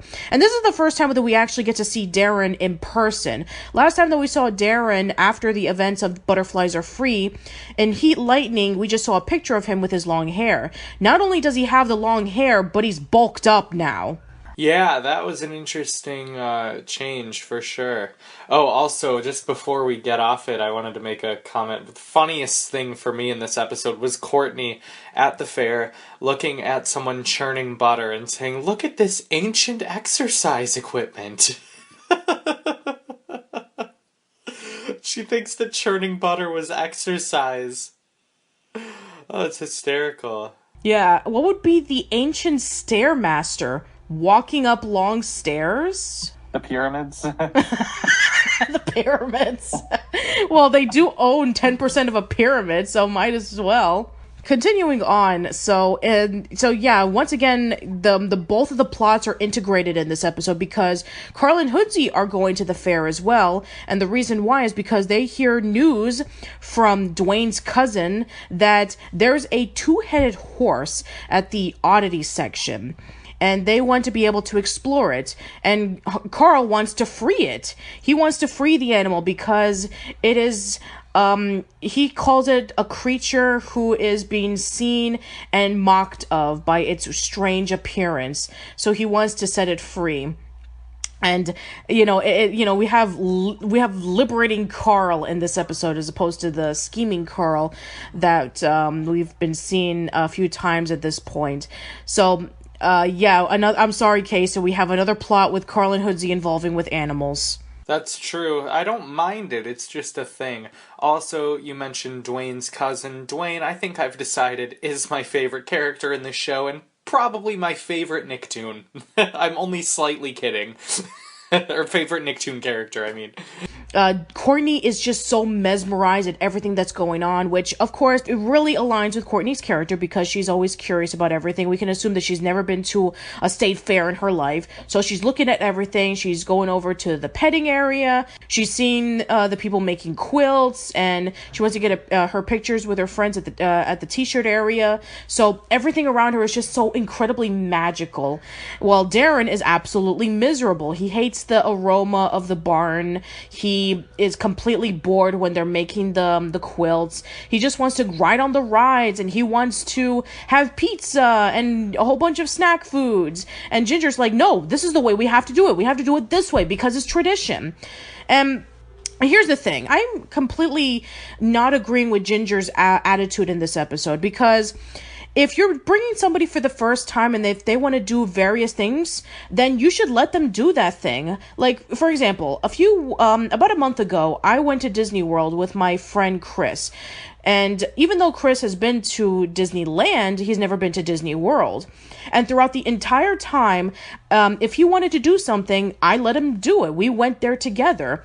Sure, there were some things that I personally wanted to do, but as long as he had a great time, then I had a great time because we both enjoyed ourselves. Totally. So I would have thought that maybe Ginger would have let tradition slide a little bit, and then her and Darren could have had fun. I mean, she did do this before in Comeback Little Seal Girl. Ginger and Dodie wanted to bail out of the talent show because they were so embarrassed, and they broke tradition there. So they've broken tradition before. Why not break tradition, especially for this one, especially with making your boyfriend happy? Yeah, that's true. But I will say, Courtney at the fair is my favorite part of this episode. It's hysterical and adorable. And at the end, she's like, oh, well, I don't know if I'll go again. Like, going a second year would just be embarrassing. It's like, she's so different, but so the same. Yeah, I mean, as for all the accomplishments that Courtney has made, to change her character, she still is plain old Courtney, and we love her for it. Absolutely. So yeah, so going over to the Carl and Hoodsey plot. So Carl and Hoodsey, they go over to the oddities area, and they look around and see that the entire thing is nothing more than a scam. The world's largest rat, it's a capybara, which we've seen capybaras in the Wild Thornberries. There's even an episode in which when Nigel is preparing burgers and Debbie eats it, it's a capybara burger. Then we have the world's smallest dog, and it's a chihuahua. And I love the fact that Carl says, oh, you just see those in the commercials. And it reminded me so much of the Taco Bell commercials in the 90s. Oh, totally. And I will say, I love capybaras so much. They're so funny looking, and the burger thing was a funny gag, but also I was so upset. Yes, it's a large indigenous rat. Yeah. So yeah, the episode concludes with them riding on the Ferris wheel, and Darren actually buys Ginger the kitchen appliance that Lois was asking her to buy earlier, and they just have this embrace with one another, and she starts feeling appreciation for Darren again, and it just ends in with them being together, and it's actually really sweet, which I really do appreciate their chemistry when they do get along.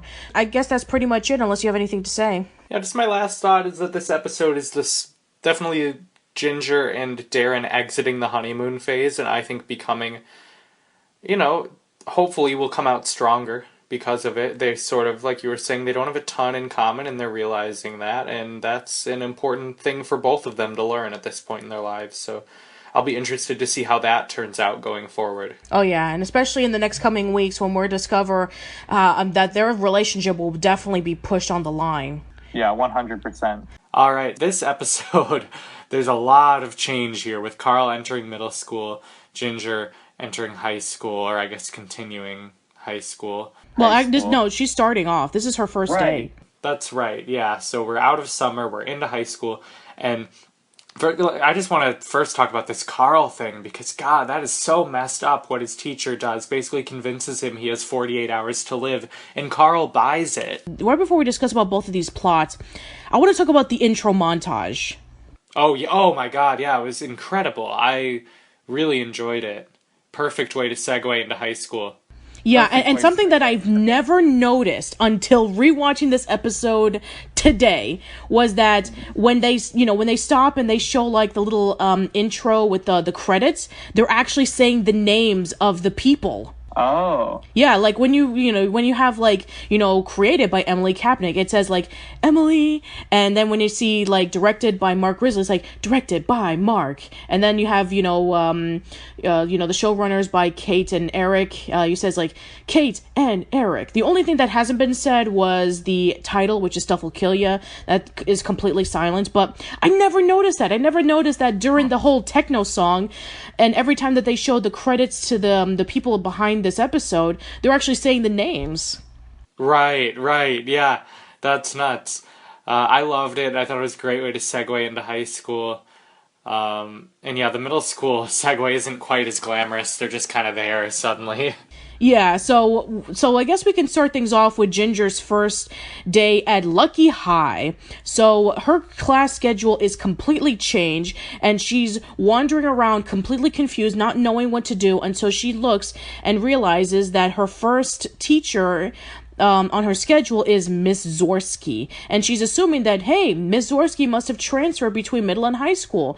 This will definitely help me out. And then she realizes that it's not the same Miss Zorski, it's her cousin, and she is a pretty strict teacher who has absolutely nothing in common with the Miss Zorski that we've come to know throughout these 3 seasons. And, she's one of those strict teachers who says, I don't accept excuses, even if you are just a freshman. I expect you to do this and this and this. And, she pretty much does not like Ginger from the first time that she sees her. Yeah, she does not. That's a theme in this episode, apparently, is teachers, both Carl and Ginger enter their classroom thinking that these teachers are going to like them. Carl, because he's going to ride on Ginger's success in middle school, and Ginger because, it's Miss Zorski, that'll be great to have a friendly face, and it turns out that It is not. And I remember thinking when we see that the principal graduated up with Carl, I was like, oh, are they just going to recycle all the same teachers? But I was glad to see the twist that it was in fact Mussorgsky's cousin. He's trying to be a good student, which is kind of like a follow-up to the first half of Butterflies Are Free, where he tries to be a more mature person, but it seems like everybody's against him, and even his friends are against him. Yeah, that's true, and I don't think they're particularly wrong. Yeah, that is true. All the problems and all the trouble that Carl has been in over these past 3 seasons, all the scams that he's done, all the crazy schemes, all the people who Carl has manipulated and neglected and tricked. At this point in time, I'm not blaming the teachers for being cautious about Carl. This is actually a great segue into Carl having to change and showcase to them that he wants to be a different person than who he once was, but it's not going to be easy because of everything that he's done. No, it isn't, but at the same time, he deserves a fresh start, and it just, I don't know, I was kind of annoyed with this episode of how over the top the teachers' dislike of Ginger and Carl are. Yeah, that is true. And especially the science teacher. Now, I can understand why the science teacher is here because Mr. Celia, who was the science teacher in season 1, the original voice actor for him passed away. So they had to replace him with another science teacher. And this science teacher has a vendetta against Carl because Carl did something in remedial math and apparently it caused his daughter to get in trouble. And so he wants to take revenge on him.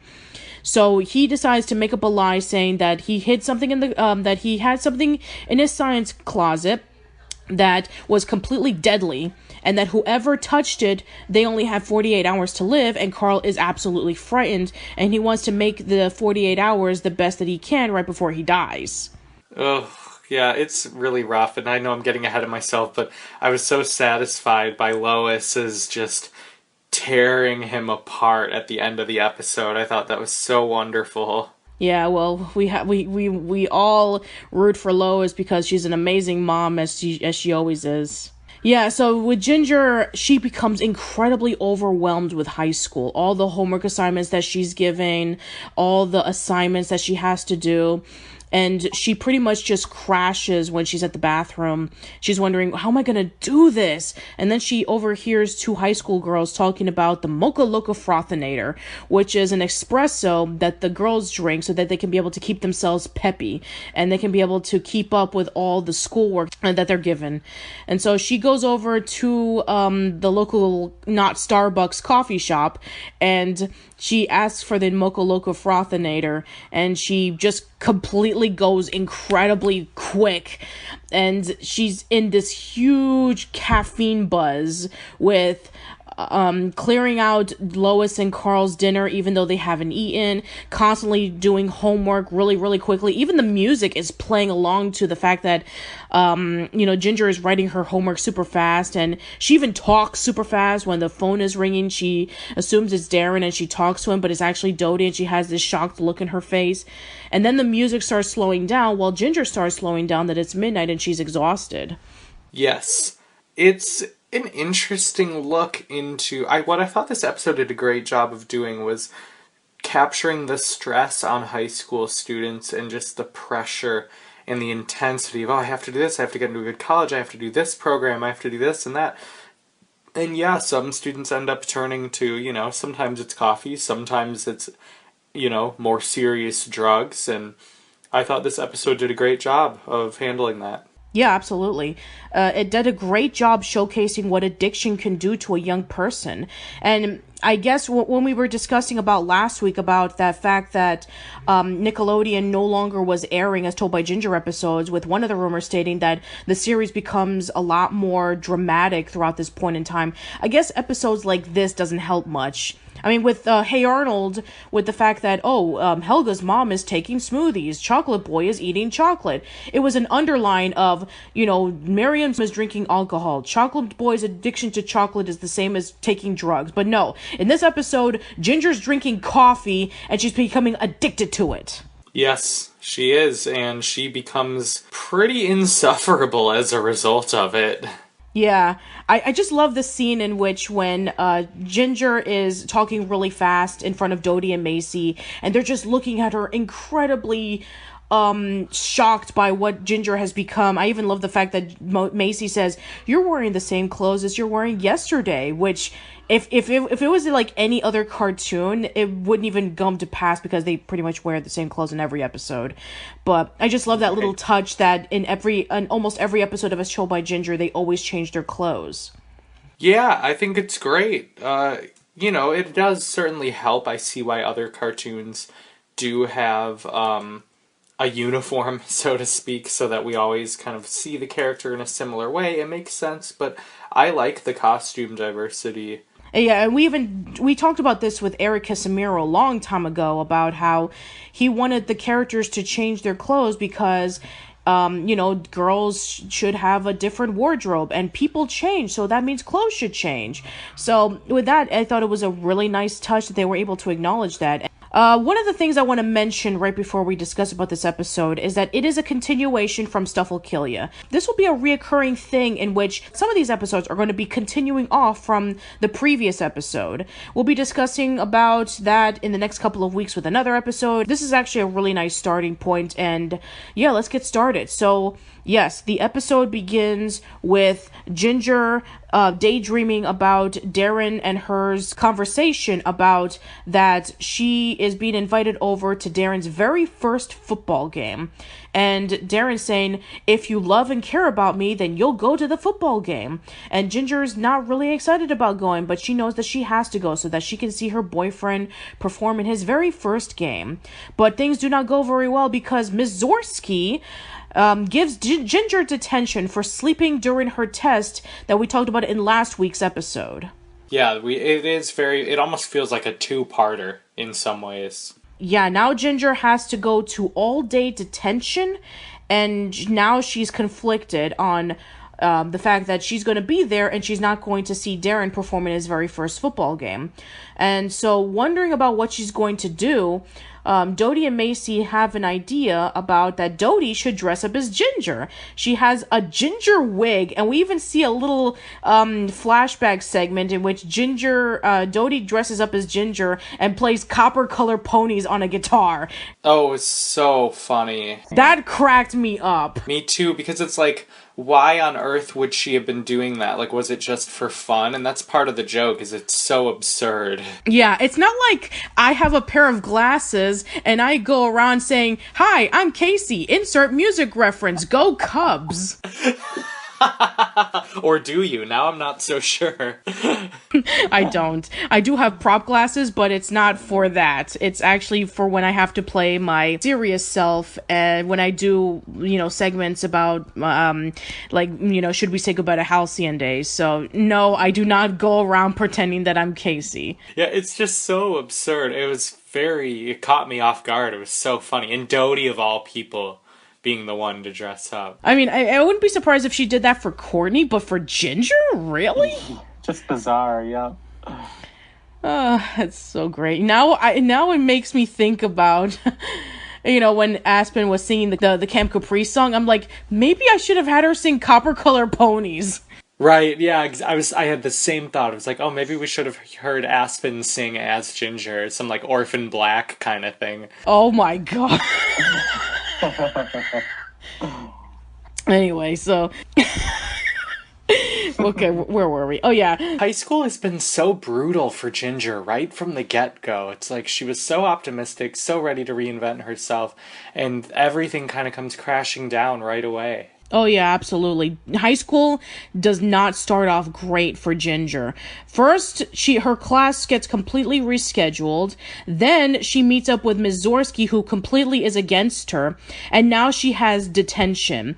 And even the detention teacher pretty much one-offs her right away, saying, "Ginger Foutleys, I'm going to be keeping my eye on you." And even when everybody else is the one causing the trouble, he starts pointing to Ginger first. So yeah, in high school, Ginger pretty much gets into a lot of trouble, and it just becomes like it's basically like a crash and burn. It's like, hey, guess what? Welcome to the real world. Yeah, that's true. That's a part of it. And I don't know, sometimes it just seems like the deck is stacked against her as soon as she gets to high school. It's bizarre. Yeah, this is why a lot of our listeners do not really care about season 3, because they feel it's so much more dramatic than the 2 previous seasons. Well, I'm enjoying it. I like the step up in drama. Yeah, well, a lot of people don't. You have to understand that for something like the Nicktoons, in which you have stuff like SpongeBob and the Fairly Odd Parents, they feel that, they feel like, oh, it's a lot more comedic. But something like Ginger, in which like the laughs are becoming a little less noticeable, like the plots are becoming a little less goofy, while at the same time having a mixture of being funny and serious. Now they're thinking that throughout the middle half of season 3 is when things start getting a lot more dramatic, and people just don't really care too much about it. They think now it's getting way too dramatic. Yeah, it's pretty over the top. But I enjoy it. I think it's a natural progression of how the show has been going up till now. Yeah, and trust me, we'll be getting so much more dramatic over these next couple of weeks, especially a particular episode. For some of you people, you know exactly what I'm talking about. Oh, can we talk about the moment that Carl? What is Carl selling to this guy? Tea. Right. Yeah, and the guy is talking about how, like, oh yeah, I could use a new break room for my employees. And Carl says, how many employees do you have? And he goes, just one. And boys, I'm worth it. I just thought that was delightful. Yeah, this guy is awesome. We saw this guy before in And She Was Gone when he was selling them the disappearing potion. And yeah, I love that recurring bit. Yeah, he's great. He's so disgusting, but he's great. Mm-hmm. So, the tea just pretty much backfires for Carl and Hoodsey, because Blake presents a line in the contract stating that now Blake has 100% complete control over the tea and all the profits and the makings of it, and it's going to be under his name. And so Carl and Hoodsey feel like they were completely, removed from all their hard work, especially when they were talking about, like, we created it, we sacrificed everything for it, and we are kicked out because of the lawyers. It kind of reminds me about how when Steve Jobs was working for Apple and he pretty much built it from the ground up, and then they kicked him out, and he felt like everything was taken away from him. So it really reminded me of that story about when, Steve dedicated everything to, co-creating the Apple company, and then he was kicked out and he felt like he was at his lowest point. And then, of course, many years later, he would go back to Apple when it was at its lowest point. So kind of like a nice, turnaround for him. Totally. Yeah, that's an interesting comparison that I hadn't thought of. Yeah, and it's a good thing that Carl and Hoodsey are no longer associated with the tea, because apparently it makes everybody sick. They get allergic reactions to it, they hate the taste, and it's become so serious that the cops are being involved. They go over to Carl and Hoodsey and saying, we heard some reports about you giving away this tea, and it's giving negative reactions towards everybody who drank it. And Carl does the smart thing in which he pulls out Blake's contract and said, I'm sorry, we're no longer a part of this, but you want to talk to this guy. His name is Blake Rippling, BlakeGripling. And we can assume that the cops go over to Blake's place, and they pretty much just shut down the operation. Yes, they do. And this is probably Carl's most messed up thing that he does yet. Yeah, the fact that he squeals over to the cops saying we're not responsible for this, even though that they were the ones who made the tea in the first place.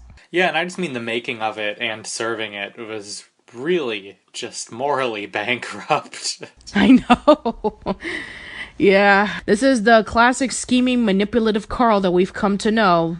It's true. I like to think he was better than that, but middle school does weird things to all of us, doesn't it? Can we talk about the ending? Because I've been thinking about it a lot. It's just a bummer. She just gets detention again, trying to sneak out. And that's just it. Well, not only that, but she misses the football game. Right, of course. Immediately recognizes Dodie. Yeah, both Chet and Darren immediately recognize that Dodie is disguised as Ginger. Darren learns that Ginger was not at the football game this entire time, and he even says, "Why didn't Ginger tell me that she was in detention?" Which, yes, that's true. She should have done that in the first place. But he's still incredibly upset about the fact that that Ginger wasn't around, and he says, "You know what? I'm going to go over to friends who support me." Which, here's the thing. I want to give a slight spoiler for the Kenn Michael interview. So one of our listeners asked this question about the transition from Darren from season 1 over to season 3, in which he went from a nerdy loser with a headgear attached to himself to now a tall, buffed up football player. And they say that his character completely changes, and now he starts becoming more of a jerk. And Kenn says, yeah, absolutely, that during this time, it's now Darren, for the very first time, feels like he's popular. All the cheerleaders are cheering for him. The guys of the football team are cheering for him and giving him support about him being a great football player. He's now feeling what his father and brother had been feeling all this time, about getting attention, about getting respect. His father and brother pretty much made him out to who he eventually would become, and now he has to live the consequences, and he has to, he has to basically live out what his choice was, and his choice was to be the jock, which throughout the series we saw him as the sensitive good guy, but now he's becoming one of the popular kids, and there's even a cheerleader by the name of Simone who's now starting to smit all over Darren. Yeah, and he flirts back with her. It's pretty weird, but also I get it. It's, given the situation, it makes sense. There's a little bit of that classic sitcom, like, sit down and talk to each other for 5 minutes and this will all get solved.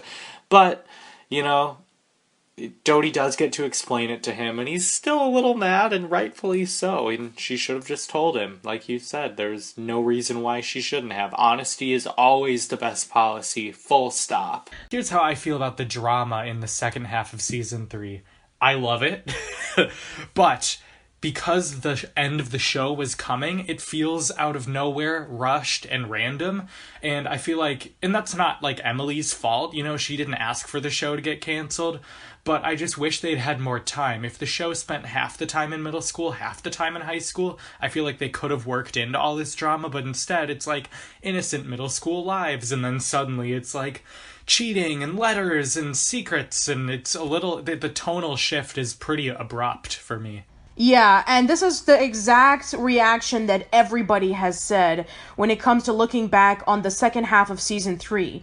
And now, as mentioned before, because these episodes never aired in the US, and when people look back on them, there's a lot of people who kind of dismiss it altogether because it just feels completely out of place, because sure, we've had some dramatic moments in the first 2 seasons, but they weren't this dramatic. They weren't this depressing. But now that we're really getting into, high school equals depression and somber tones. So, yeah, I mean, I guess if we were introduced to these episodes as the show was continuing, then maybe there could have been a lot more appreciation for what the show took. But because, as mentioned before with Fair Too Cloudy, that none of the other episodes aired in the US, and we had to wait until another we had to wait until another 4 years for them to be released on iTunes, and then eventually they were uploaded on YouTube like much later on. And then, as with Casey mentioning, that the debut date, October 22nd, 2016. I almost did a double take reading that. Yeah, I was like, wait, what? 12 years after the show ended, that's when they started to air half of the episodes that never aired on the US. So, yeah, right. It's, I mean, for some people, this is the first time that they've ever seen the later season 3 episodes. So, yeah, I know we've already talked about this, so let's finally get into the plot of this episode. Yeah, the concept of this episode of letter writing is really strong throughout. Just before we get into the minor details, because, you know, Macy's trying to write a letter to her boyfriend. Dodie is writing this letter the whole time. We know Ginger is a writer in general. I just love that strong backbone to the episode. Yes, so the episode starts off with Dodie writing the letter, and it's from her perspective, which is completely different because the show's called As Told by Ginger, so we hear Ginger with her narration, we hear Ginger's thoughts when she's writing in her diary. So now we actually get to hear from Dodie's perspective, and she's writing this letter about all the stuff that had been happening the other day regarding about how her day was, how she's trying to get herself into the pep squad, but Coach Candace won't let her because she's a freshman, and freshmen are not allowed to be cheerleaders. And so she does everything that she can to do it.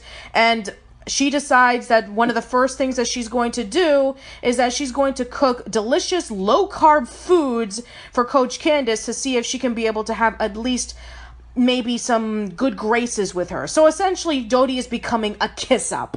Right, exactly.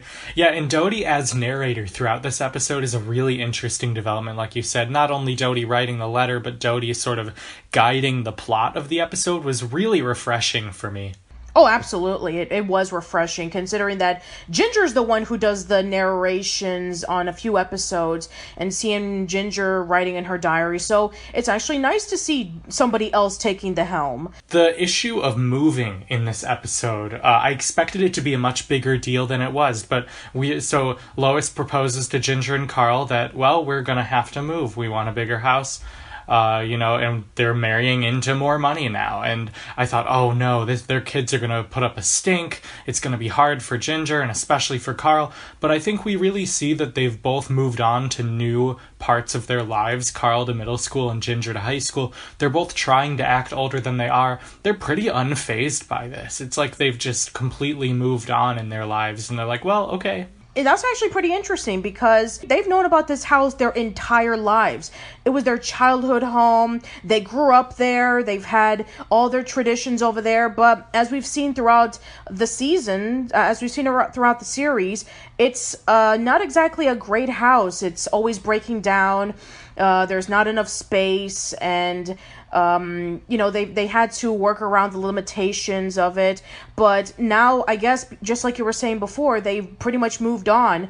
Ginger is moving on to high school, and now she's participating in a band alongside with Orion. Yeah, which, did these episodes air out of order or something, or did I just zone out last episode? Because the band thing kind of came out of nowhere. I would have liked to see that actually form. Yeah, it's actually pretty interesting because in Detention, the episode that we talked about last week, right. Where when Ginger first meets up with Orion, they talk about music. So I guess maybe around that time when Ginger and Orion were starting to become a little bit more closer, they decided, hey, let's have a band together. And yeah, like you were saying before, because of the pressure of finishing up the show, because Klasky Csupo was at its low points, especially around the early 2000s when they were being upstaged by The Sponge. The Sponge. And not to mention that we talked about this with Mark Risley, that it was not a coincidence that Rugrats, The Wild Thornberrys, Rocket Power, and As Told by Ginger all ended in 2004. This was like around the time in which Klasky Csupo's time in the spotlight, where they were the definitive animated company to making Nicktoons, was pretty much over. I guess it wasn't easy for Emily Kapnick and the rest of the writers to flesh out the stories of the high school years. It definitely reminds me a little bit about Danny Phantom, in which about season 3 that Nickelodeon wanted Danny Phantom to be canceled, and Butch Hartman wanted to dedicate a full season to discussing about the ghost world and flesh out the villains more, and the fact that and then of course we have that series finale in which Danny has to defend Amity Park from the Phantom Planet, and there's a lot of things in it that are rushed, and even though he tried his best, season 3 is considered to be a very weak season because it feels rushed. And I guess As Told by Ginger is no exception. It would have been nice if we would have gotten an episode where Ginger and Orion formed the band. It would have been nice if we would have gotten an episode where Carl was doing trouble with the remedial math class, and maybe we would have had a little bit more development with the teacher wanting to get revenge on Carl due to his daughter being in that class from the episode Stuff Will Kill Ya. Yeah, I wish that we would have gotten more episodes, but I guess they were being pushed for time. And then we see, once they visit a normal house and Carl is, Mr. Businessman about the whole thing, Lois is like, why didn't you love those, or like, didn't you love those other houses? And he says they were a dream come true. But then he elaborates to Lois saying that this was his last duty as man of the house before Dr. Dave. And I just thought that scene was so touching, like Carl trying to be an adult for his mom and like trying to help her. And, besides the weird sort of gender dynamic of that, like it really comes from a good place of Carl wanting to help his family. Yeah, absolutely. And as we've seen in the first half of Butterflies Are Free, Carl wants to mature and he wants to leave his bad his bad antics behind him. And as we've seen in episodes such as Stuff Will Kill Ya, he wants to make a fresh start. He doesn't want to be the immature, playful, and scheming kid that we've known throughout the first 3 seasons. He wants to be more mature. He wants to help out Lois and Dr. Dave with, starting a brand new life. And he wants to take responsibilities as man of the house right before Dr. Dave steps in. And I think that was very strong and very mature of Carl. And it definitely shows a growth in his character. And what a great choice by the writing team here to have a Carl-Lois pairing for the first time in ages, where we just get to see their relationship. I thought that was so lovely. Oh yeah, because, we've had Lois with Ginger, we've had Lois with Dr. Dave, and yeah, it's been a long time since we just had Lois and Carl, and it was actually not frustrating with Lois saying to Carl, don't cause any trouble or anything like that, but no, it was a legit mother-son trip to look for a brand new house for themselves. And Lois is so touched, too, when he says, that he was trying to help her. Like, that's such a strong moment between them. And I'm glad I didn't read the plot summary because it gives it away, and I was annoyed when I saw that afterwards. But the letter that Dodie has been writing, which totally is portrayed to be to Ginger, ends up being for Darren, and you realize, it's like with that M. Night Shyamalan twist at the end, you realize, nothing was ever specifically addressed to Ginger. She was always writing to Darren, because they're friends too. They've known each other for years. And the episode ends, I believe, with the line, "That's why you have to tell her, Darren." Oh, that was so good. Yeah, I do admit that was a really nice twist, absolutely. And it's just so crazy that Darren, out of all people, is flirting with the cheerleader. I mean, sure, we can kind of argue that, Ginger is doing the same thing with Orion, but we just see it as like a friend kind of thing. But no, Darren is smitten over Simone, and Simone is crazy for Darren. She sees him as she sees him as a great football player. She gives him a nickname, Diesel Darren. And she wants to have Darren as a boyfriend. And Dodie doesn't say a single thing. And she assumes that, Darren is single. And I'm going to do anything I can. So, yeah, I mean, it's actually funny because now that you have seen the entire series, Casey, now you can listen to the discussion that I had with Kenn regarding about Darren's transformation from seasons 1 and 2 all the way to season 3. And I'll bet that fans didn't like it, just from what I know about As Told by Ginger fans, but I do. And here's why. I think when you transition from middle school to high school, everyone changes. Some people get better, some people get worse. And I think Darren just got worse. There's nothing about his character, like, yeah, he's sweet, but he's so shy. And so when he gains this confidence, some people don't handle having confidence well, and they turn into egomaniacs, or they think they can get away with whatever they want. So I don't mind it at all. Yeah, and I guess it does fit with his character because remember that his father and his brother were athletes in their time. So he had to follow up with the Patterson tradition, and just like what Kenn said, they made him into exactly what they wanted, and that was the result. Right. Yeah, okay. That makes sense. Oh, and then also in the letter that Dodie writes, she says, I just couldn't be responsible for this splinter in her heart, which is a lyric to one of her grunge songs. Also, Ginger being in a grunge band is so perfect. The songs are so, 2002, I just adore it. Yeah, and we're not talking about, Nirvana grunge, by the way. We're talking about... not at all. No, it's really more alt-rock. Yeah, alt-rock, exactly. We're talking about... But she calls it grunge. Yeah, exactly. She calls it grunge, but it's actually alt-rock. This isn't Nirvana. So, Casey, apparently, according to what a lot of people have stated about this episode, they say that this is hands down the most dramatic episode in the entire series. Well, it's funny because I was like, haven't we already watched this one? And then I just realized commenters have mentioned it so many times that it feels like I have. Yeah, pretty much. This is a very dramatic episode. It starts off really somber. The one thing I really do love is the low, slow, dramatic music that Jared is playing. And I love that the font is completely different. It looks like newspaper font. And you have Ginger walking to the halls of the school, and she's contemplating that. Have you ever had that feeling that something isn't right?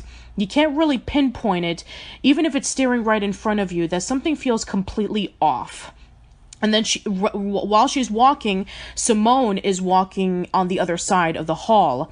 And then they pass towards each other, and they say hi to each other. And then the school bell rings while Ginger's just standing there. And now I want to let some people know that this coming Saturday, thank you to Mark Risley, by the way, he will be giving me the animatic for the first cut of a lesson in Tightropes that he had from an old VHS tape similar to the And She Was Gone one. And I watched it, and apparently there was a deleted scene in that episode. Oh, really? Yeah. This episode actually continues right off from Kiss Today Goodbye, in which Dodie tells Darren in the letter that he has to tell Ginger that he and Simone have been dating, and Darren has been writing a letter for Ginger, and he doesn't know what to say. He's incredibly overwhelmed with emotions. He's crying in the corner, and he realizes that he has to tell her. And so here's the scene that was actually cut. So Ginger, Dodie, and Macy are in the cafeteria, and Dodie and Macy are actually talking about Ginger and Darren and Simone. And while Ginger is approaching them, Dodie and Macy do not speak, and then she's confronting them, saying what's going on? And they both said nothing at all. And then while Ginger is looking around the cafeteria, she sees Simone, and she kind of glares at her, which I'm kind of glad that they cut the scene off, because we see that Ginger is suspicious of Simone, and it kind of gives away the shock that Ginger would be feeling when eventually Darren does tell her that he has been seeing Simone. Yeah, I agree. I like it more how they did it. Yeah, I'm glad that this scene was actually cut. And Ginger is telling Darren that she's glad that he came, because now they can be able to talk about that their relationship hasn't been going very well lately, and so she came to the conclusion that, hey, maybe we should try harder. And then immediately Darren says, Ginger, it's over. I'm seeing somebody else. And Ginger becomes really heartbroken, saying, I want things to work out for us. But Darren says, no, I can't. It's not going to work out for us, Ginger. You're independent, you're headstrong, and you think football is stupid, and you're probably right. And being with Simone is a lot easier. And he says, I hope that you can forgive me. But Ginger says, no, I don't think I ever will forgive you. And she runs off, and she's crying. And it's actually genuinely heartbroken, because ever since Heat Lightning, we do know that Ginger and Darren have off and on relationship, trying to make things work. They have little to nothing in common now. Ginger's leaning more towards the band. Darren's leaning more towards the football team. They become a lot more separated. And I mean, it was kind of inevitable that they were going to break up, but now seeing this, especially since we've seen them as best friends throughout the 3 seasons, it's actually genuinely sad. Well, it's really complicated and brutal, too, because sometimes people just grow apart, and I don't think to write it off as just, drama is, I think, not quite getting at the full picture, because these are people who care about each other, and they're clearly not right for each other in this moment, that regardless of whether they will get back together or not, right now they need to not be together, because Darren is wandering, and he shouldn't be with someone if that's how he feels, so... it's a tough conversation on both ends. Darren shouldn't have waited so long. Ginger also probably should care more about the things that he cares about. She doesn't have to become like the biggest football fan ever, but she clearly has disdain for it, and that hurt Darren. Yeah, absolutely. That did hurt Darren. In Fair Too Cloudy, when Ginger invites Darren to the fair, and Darren just wants to go on the rides, and Ginger wants to follow tradition by seeing a sewing class and petting the animals, and Darren has absolutely no care for it, Ginger ignores him. And with Darren joining up on the football team, Ginger's not even remotely interested. So Darren feels like that Ginger doesn't care about him anymore, and he wants to be with somebody that does. And Simone has been completely supportive to him, and so he feels that being with Simone is the best thing for him, as opposed to somebody who clearly does not have your best interest in mind. Yeah, no, it's true. It's a tough situation, and it's one of those things Ginger just has to push through, you know? She's laying down in bed, and Lois goes up and checks on her, and she's not responding to Lois at all. She's unconscious, she's running a fever, and so she's immediately rushed to the hospital, and they find out that her appendix burst, and so she needs to get surgery to remove it right before, Ginger essentially dies. Yeah, it's very high stakes, it's very intense, and not the direction I was expecting it to go at all in this episode. You know what? I can't really think about this episode without thinking of another episode where a character goes through appendix problems. I'm talking about the Wild Thornberrys episode where they celebrate Valentine's Day, and Eliza suffers from appendicitis. Yeah. We covered this episode on FNN. Yeah, so I'm wondering which came first. I mean, sure, you probably could say about, this air date and whatever, but as we've stated before, with the storyboard artist, it takes about a year or two to make, and considering that, as told by Ginger, has had multiple delays with airing, so yeah, it goes to there's a decent argument to make about which one of these came first, Eliza's or Ginger's, appendicitis. So I'm actually really curious to know about that. I mean, I'm sure I'll ask Mark or something to see which one of these came first. But yeah, Ginger is being taken to the hospital, and she's being prepped for surgery. And we hear a slower version of Splinter of My Heart. And we have this montage with Lois. We have her thinking about Ginger when she was born, when she was first learning to walk, when she was in middle school. And then we see Ginger's dreams about her with her friends, her with Darren, the girl from And She Was Gone, her confronting her younger self in the laundromat. It's actually pretty interesting. And then, of course, we cut into when the surgery's over and Dr. Dave said he did everything he could. And then Jonas comes in, incredibly worried about what happened with Ginger, and Lois tried to explain, and then Ginger wakes up. She wakes up and she sees both of her parents, and both of her parents are giving her love and support. And then Carl rushes in, and he sees that Jonas is there, and he says, Dave, I want to be out here with you.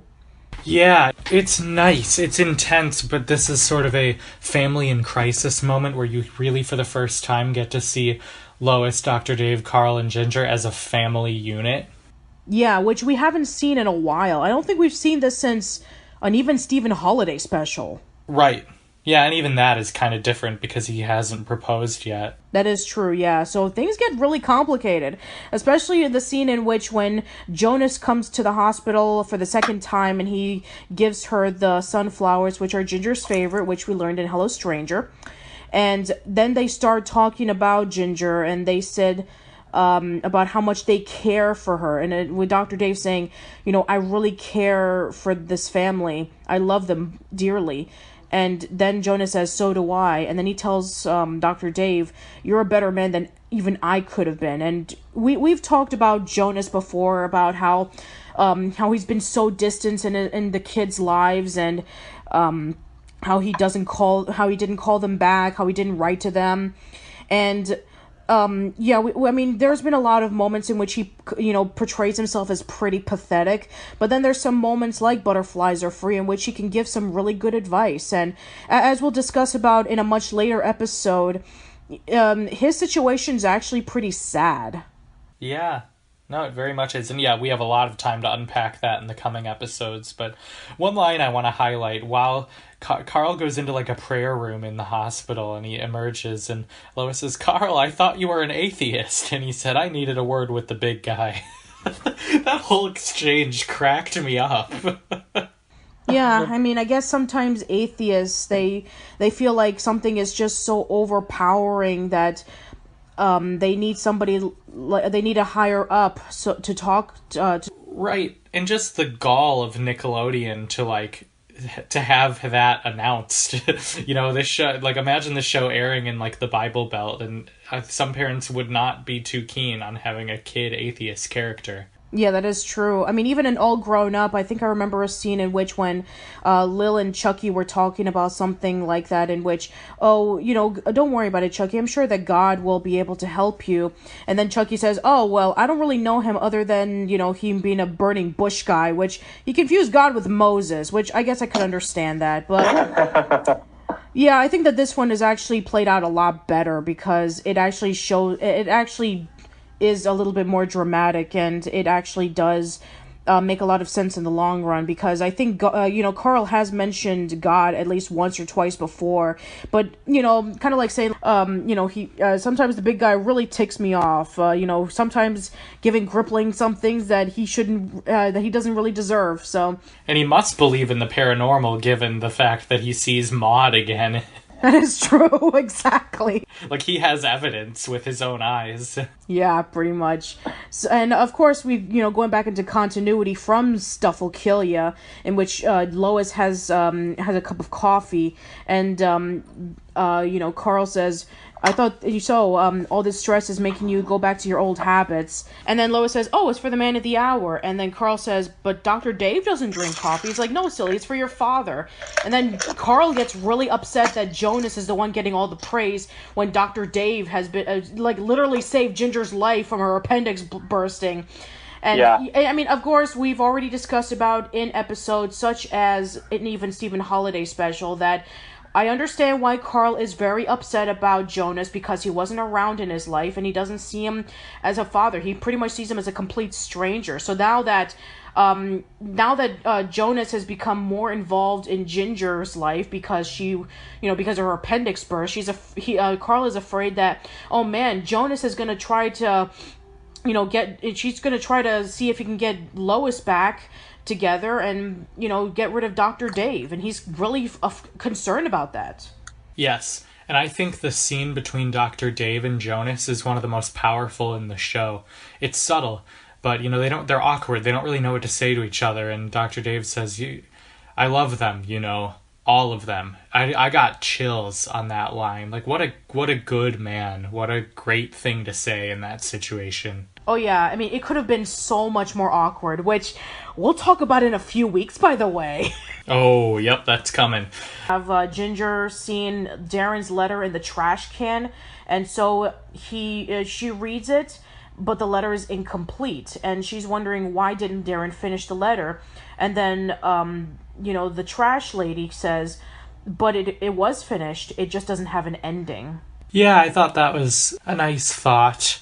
And Ginger, clearly with her writer's brain, kind of blows her mind. She's like, whoa. Alright, so similar to the season 3 episodes, this episode immediately picks up from the last episode that we've talked about. In this case, this episode takes place right after A Lesson in Tightropes. Now, let me just let you know something, Casey. Now, A Lesson in Tightropes and Dodie's Big Break, it did debut on October 23rd, 2016 on the Nick Splat. You want to know what the sad part of it was? It was aired in reverse order. Huh. Right, I noticed the dates and the numberings were weird, because I use an app to track TV shows, and that listed these in a different order. That's nuts. Imagine how pissed the fans were that they finally get to see an episode that had never been aired on TV, and they aired it in reverse order. So Dodie's Big Break came out first on Nick Splat, then A Lesson in Tightrope. And so, yeah, when you're watching Dodie's Big Break, you're wondering, why does Ginger look so weird? She has dark circles under her eyes, and she's clenching to her stomach. And then when you watch a lesson in Tightropes, she's perfectly fine, and then she's going through surgery. So, yeah, that really pissed... That is annoying. That really pissed off people. I can imagine. Well, I will say the title of this one is another just masterpiece. Dodie's big break, meaning, you know, her so-called leg break, ends up being her big break on the cheer squad. Who comes up with that? That's awesome. So, once again, kudos to the people who come up with these title names. They're awesome. Almost all of them are clever.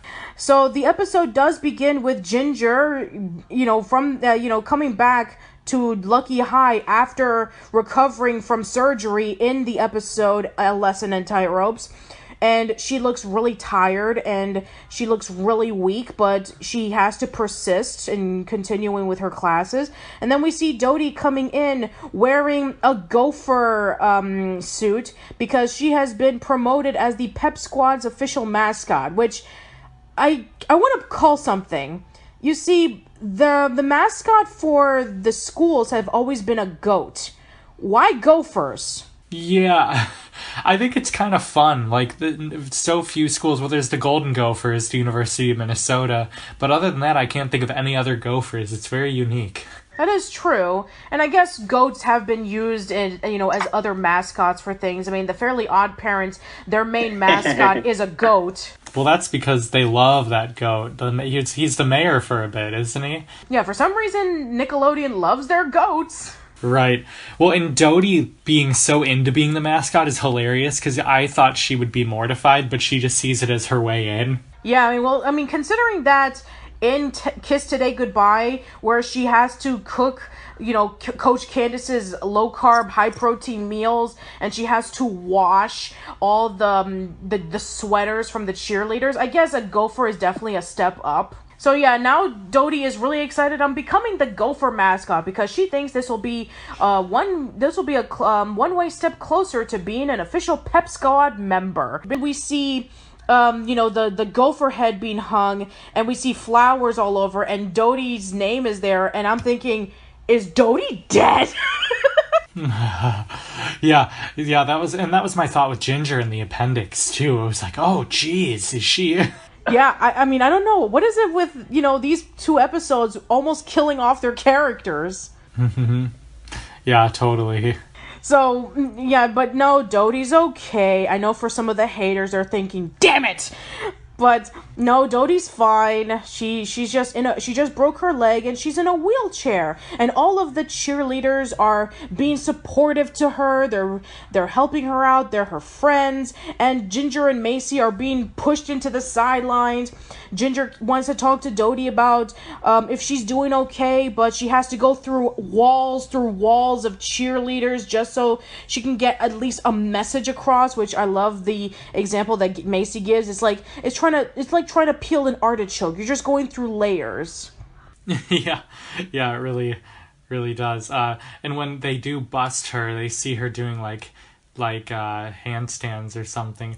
Macy goes, "Merciless mother of deceit, you fibbed." Instantly became one of my favorite Macy lines. Yeah, definitely. Right next to cool. Do you girls think I'm concerned with what's cool? And of course, meet Dustin, the bane of my existence. The bane of my existence. Yep, the classic. Oh, and can we talk about Carl basically getting tricked into helping cause the housing bubble in 2008? He goes, mortgage rates will never be this low again. I was like, oh man, as told by Ginger Team, you guys had no idea what was coming, did ya? How they had no idea that real estate was going to be going to hell for at least a few years. So now we know that Carl Foutleys caused the big Wall Street crash of 2008. Yes, it's canon, everybody. Carl caused the Great Recession. Tricking people into mortgages they can't afford. I don't know, this might, dare I say, be a new low for Dodie, even lower than the whole manipulating Ginger to break up with Darren. That might be worse, but this is pretty bad, the whole... the way that she tells her cheerleading buddies, they were taunting me, Ginger and Macy. She totally throws her old friends under the bus, and it's awful. Oh yeah, this for a lot of people, they say that this is the worst episode featuring Dodie. Yeah, so, yeah, I do agree that Dodie is not good in this episode. She's lying so she can be able to stay with the pep squad, and she's doing everything that she can to do it, even so much as not only lying, but basically just snubbing off her friends and trying to get the cheerleaders to be on her side, and, basically she's just taking advantage of them. Now, this reminds me of a Hey Arnold episode called Phoebe Breaks a Leg, in which Helga is constantly telling Phoebe what to do, getting her stuff, doing homework, all that stuff.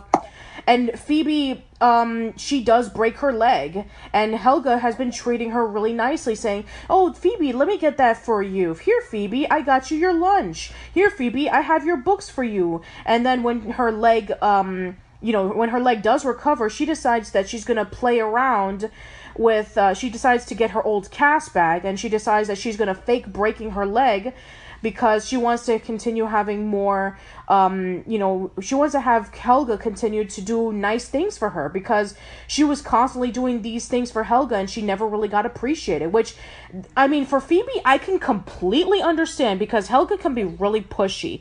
But this case, this is a textbook example of this concept being done wrong. Like, she's doing this just so she can be able to have her spot in the, so she can be able to keep her spot in the pep squad, because ordinarily, as stated before, freshmen cannot be in the pep squad, and since Dodie is a freshman, she's already in the pep squad, so she doesn't want to lose that, and she wants to continue having her cheerleader friends, and she, right. So yeah, this is, and considering that we had About Face, in which she talked to Joanne about how popularity doesn't really matter. And yeah, this is like going 2 steps back. Yeah, that's true. Well, it might be skipping ahead a little bit, but can we talk about the teacher, the pep squad teacher that in the confrontation scene with Ginger? Because that scene really struck me. Yeah, definitely. The quote, "She wanted it too much." That's why the coach explains that Dodie wasn't put on the team, and the coach says, "I was always told that I wanted things too much, and you have to quell that, and you have to fight it." And man, that really hit home. I feel like anyone who has pursued, the things they want in life, career-wise, whatever, get told something like that, and it can be really devastating, and you have to kind of teach yourself that that's not true, that there isn't really such thing as wanting it too much if it's not getting in the way. Like, it wasn't affecting Dodie's performance, Yeah, you're right. It wasn't affecting Dodie's performance. And there is, I mean, sure, you may be like wanting too much, but wanting too much to accomplish a dream, accomplishing a goal that you've wanted your whole life. I mean, there's such thing as following your dreams, following your passion. And yes, it is true that sometimes we don't get it, and we can be heartbroken, but you shouldn't give up. You should try other ways, and even if you can't get it the way that you want it, then there's other ways to have it. Totally. Casey, as a music director, I'm sure that you've been turned down in many things, but you kept on going. Totally, exactly, and for actors, it's even worse. It's just a numbers game, And so, yeah, I thought that was a really interesting way to humanize the pep squad coach in a way that this show didn't humanize the mean substitute teacher, and that's what I wanted. Carl is slowly becoming less interested in being a real estate agent because Buddy pulls off some really, kind of like scummish things. Like, he takes this newlywed couple into a broken down home and tries to convince Carl that, hey, there's a hole in the roof. Oh, that's the tabletop sky viewing.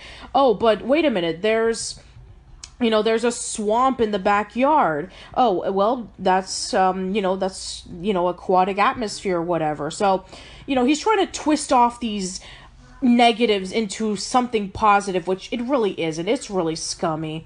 And then when the couple come in, they're really shocked by it. They really despise it. Carl is just not interested anymore, and so he decides that he doesn't want to work with Buddy anymore, and he says, you know what, fine. I'm going to have my nephew Filbert with me as my assistant. And so he fires Carl, and Carl said, you can't fire me because I quit.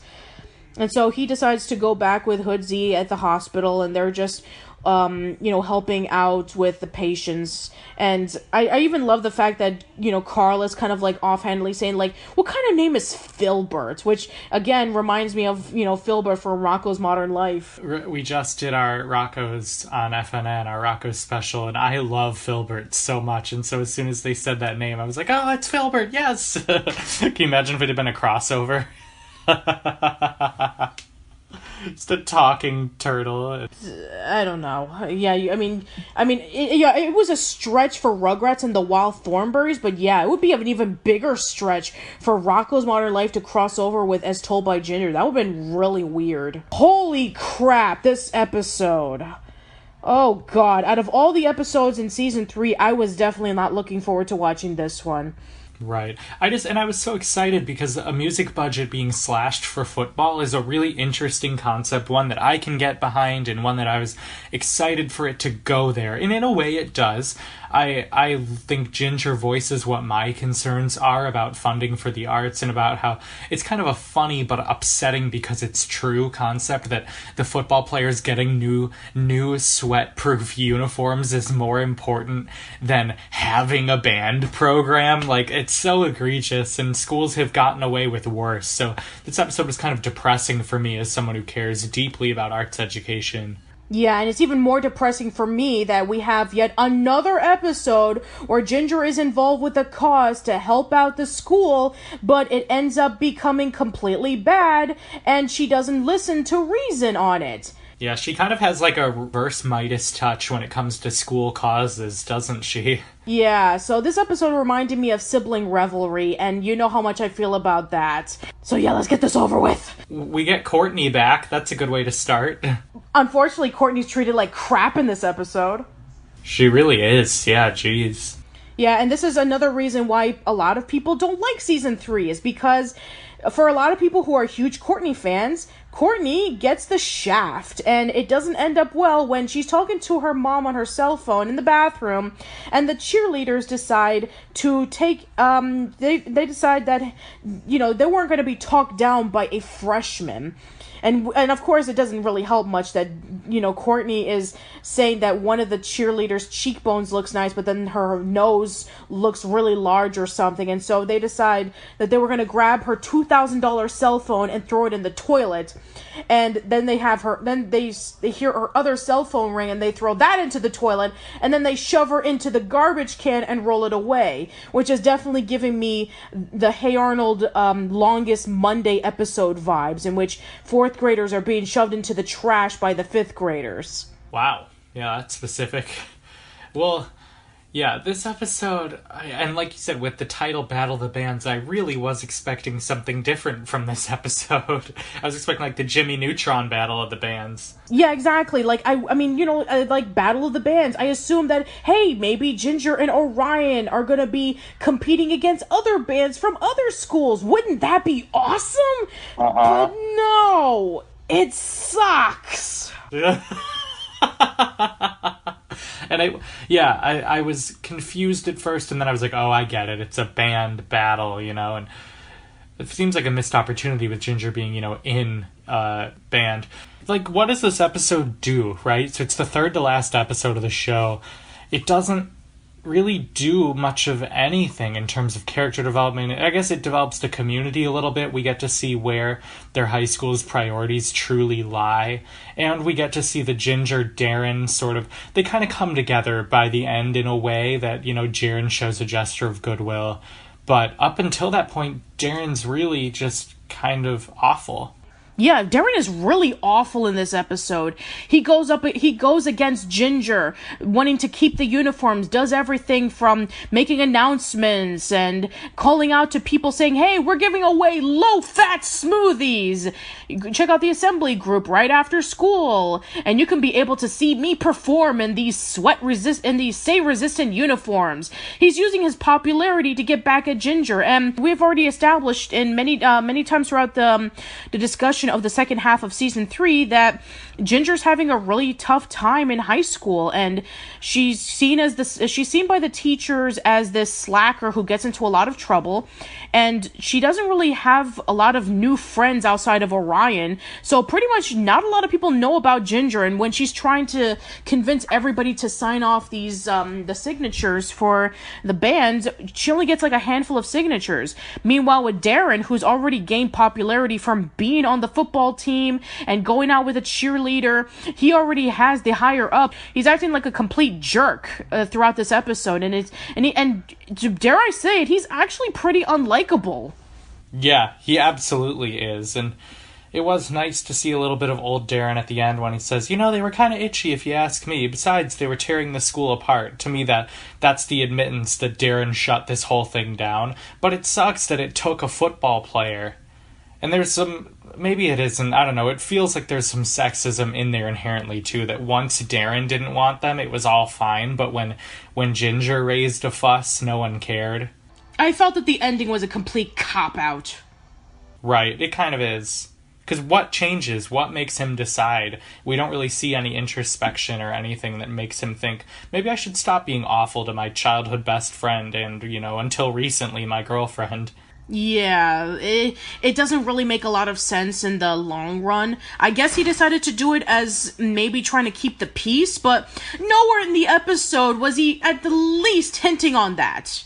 Alright, let's go over to the Carl and Hoodsie plot, because the Carl plot is actually pretty fascinating. So we know that throughout the second half of season 3, Carl is trying to act more mature. He's trying to do different things that isn't involving with doing gross and strange things. He keeps hearing voices in his head to do bad things. He hears a snake saying, "Let me come free." He sees Brandon's underwear saying, like, "Give me an ultimate wedgie." He sees a kid's shoelaces untied saying, "Trip me, Carl. Let's have fun again like the old days." And Carl is trying to ignore his evil thoughts in his head, and he's struggling with it, which, again, this is so fascinating. I think that this makes a lot of sense because in Butterflies Are Free, he really tried to mature himself as a character. And throughout this entire series, throughout season 3, he's trying to become a stable kid. He's, hanging out more with Dr. Dave, and he had a brief time with Buddy, so he's trying to better himself. Yeah, I thought the sort of dichotomy of, Carl with the youth and maturity argument that he's having with himself right now. No, I'm a middle schooler now. I have to be better. I'm becoming a man. I'm not going to do all these old, annoying things, but he still wants to do them. Yeah, and that makes a lot of sense because, Carl is, to say the title, he's in between childhood and adolescence. Right.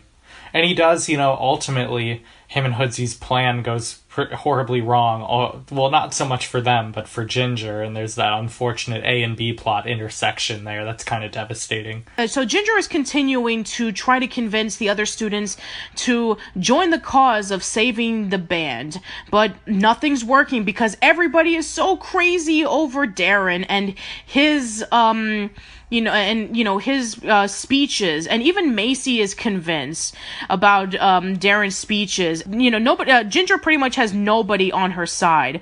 Orion drinks one of Darren's smoothies. Macy is compelled with Darren's speeches, and Dodie, poor Dodie, and I'm saying this sarcastically, she prefers to join up with the Pep Squad members as opposed to siding with Ginger and Macy. So she pretty much abandons them pretty quickly.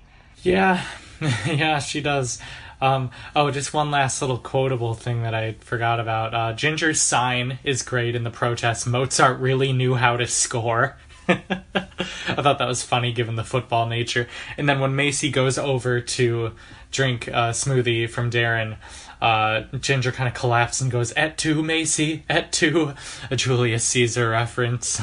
Emily seems to like throwing in her theatrical references. Yeah, that is true, and the same thing in Hey Arnold, in which when Phoebe decides to join the girls for for Rhonda's makeup party, and they're making fun of Helga while Helga's like watching in the background, and Phoebe's laughing, and then Helga even says, "Et tu, Phoebe? Et tu?" Yeah.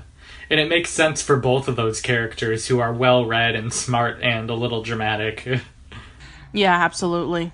This is a Thanksgiving episode, and yeah, we've already discussed about Christmas, we discussed about April Fool's Day, we discussed about Easter, so now we're getting into Thanksgiving, and yeah, it's kind of interesting that the second to last episode of the series is a Thanksgiving special. And this one aired the day before, I think we talked about previously, the day before Thanksgiving 2004. So yeah, basically the episode starts off with the preparations of Thanksgiving dinner, and Ginger is thinking about inviting her father Jonas to the Thanksgiving dinner, and she wants to make it a surprise, which is kind of interesting considering that in Hello Stranger, she let her mom know that she wanted to invite her dad over to the poem reading, but now she wants to have it as a surprise. But then again, she did state that she wanted to have it a surprise, that her father would show up and maybe they would go out for ice cream or something. So I guess she still has that mentality that, oh, I want to invite dad along for Thanksgiving so that we can be a family, and maybe, and because he doesn't really have anywhere to go. And so yeah, this decision is doesn't exactly sit very well with anybody. It's actually so uncomfortable. It very much is. There's a lot of discomfort in this episode between the family dynamics, and it's just like an awkward family get-together. Yeah, so I guess we can go over to Carl and Hoodsy's plot. So, Carl and Hoodsy decide to buy a turkey because they want to set it free. And this turkey is completely wild, and it starts causing a lot of mayhem, even so much as, destroying some of their items in the doghouse, and it swallows the petrified eyeball. Yeah, and to my knowledge, that's the last we see of it. Is that a series wrap on the eyeball? It's gone for good. Oh, man. Crazy that's how that ends after almost 60 episodes of antics.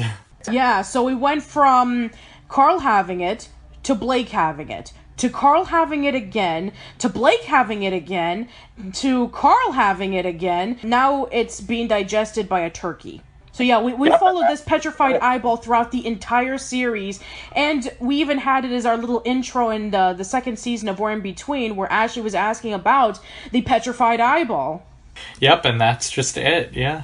Carl says this to his dad brutally. He says, "I guess you don't get too many home-cooked dinners living your bachelor life."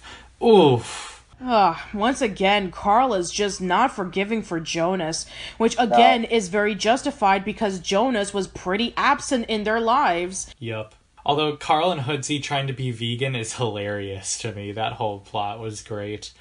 Oh, and I have a task for one of our listeners, if they're up for it. Someone in the comments on YouTube or on Twitter.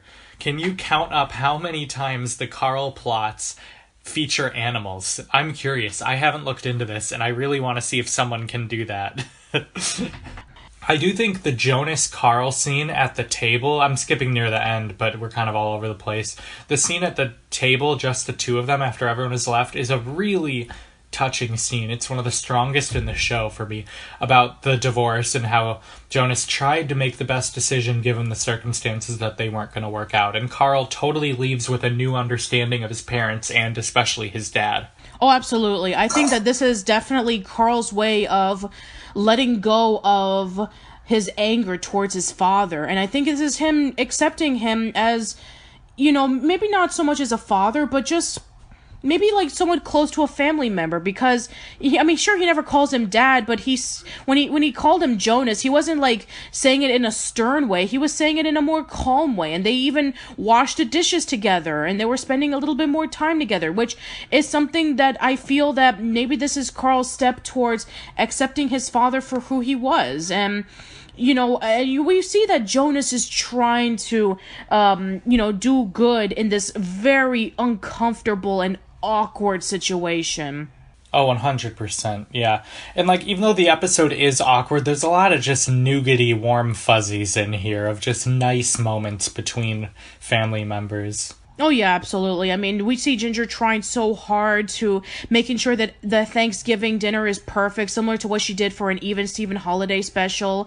And, you know, we see, you know, the bishops, they're wondering about, you know, what's going on and, you know, how they're going to be able to support them.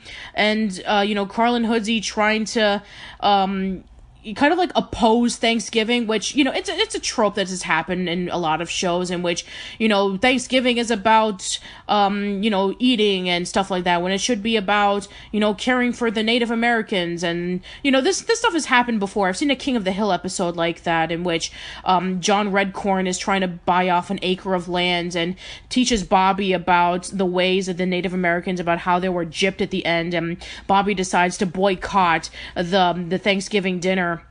And Hank is trying to teach him about how to carve the turkey and trying to, you know, show him the traditional ways, but Bobby is pretty much declining of it until they reach an agreement and an understanding at the end.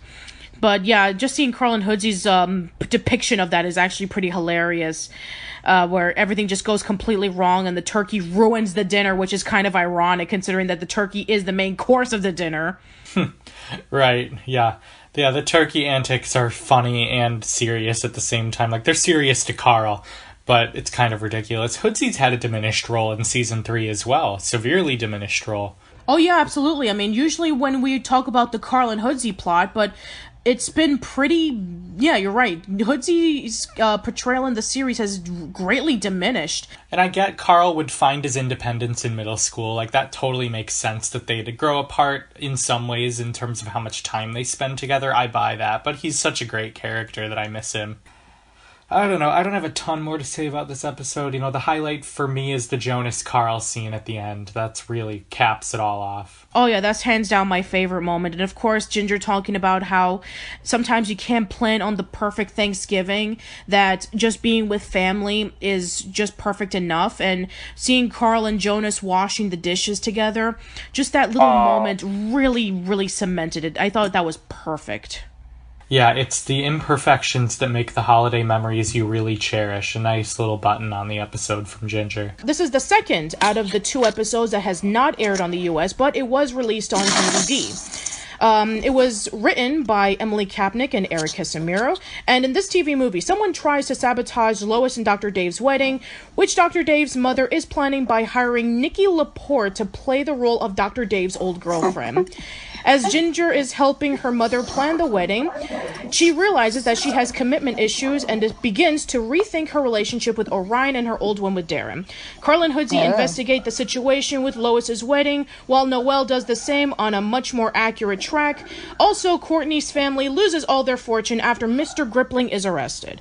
All right, thank you guys so much for listening. And we're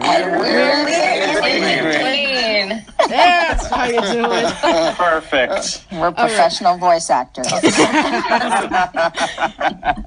Anyway, so right before we discuss about this episode, so Eryk, since you wrote this episode alongside with Emily, what was the story behind it? Well, we knew this would probably be the last episode of the series, and we thought, like, how do we give the craziest curtain call and bring all those relationships to a head, and also sort of face new beginnings, like, you know, the losing of the doghouse and you know, trying to lay attention in for Ginger and Darren, because we knew where we wanted to go with Ginger and Darren having been married and be together later. So we wanted to lay that tension in so you never knew where it would go. Right. Now, I know for all of you, you guys each have your own individual stories about your experiences with recording the last episode. So, I guess we'll go around, round table. So, Melissa, in the bonus podcast that we had with you, you told us that you were having a lot of emotions when recording the last episode. I was having a lot of emotions, yes. I remember, crying, let's put it that way. Mm-hmm. It was really, really hard to get through it. It was such a special time, in my life and in the lives of so many people that were working on it. And it just suddenly was ending, and we were like, what? Wait, what just happened? So it was really, really hard for me. Beautiful, but hard. We have, I guess, skipping over a little bit, I guess, oh man, I really need to, we need to talk about Nikki Laporte. So, who came up with this? Seriously, who came up with about this? Nikki Laporte. Yeah, who came up with this idea? This was a lot of conversation between Emily and I, and it just, I think she came up with the name originally, and we just thought, let's push it. Let's try to go as far as we can with the series finale. That said, it never aired, so we may have gone a little bit too far. Yeah, I mean, how many Nicktoons do you know? They freaking drug Lois. Yeah, I couldn't believe that. I like the drug scene. I know. I promise you. The things we got away. I couldn't believe we got away with Nikki Laporte really being Nicholas, right? I mean, it's with those yanks over his bald head. I mean, it was just so. We wrote it, and then the more, it kind of, how this happens, you want to go out with the bang, and you want to make it as big as it can be, and you think, okay, well, let's see how far Nickelodeon will let us go. I don't know how many letters or complaints that you've gotten, but I remember when I first saw the reveal of Nikki Laporte, I was shocked. I was like, oh my God, Nickelodeon allowed this show to feature a transvestite. Well, it's kind of a trope in a way. And I don't know, I loved the idea that you guys created this trailer trash, crackhead looking character on As Told by Ginger. I thought that was awesome. Absolutely.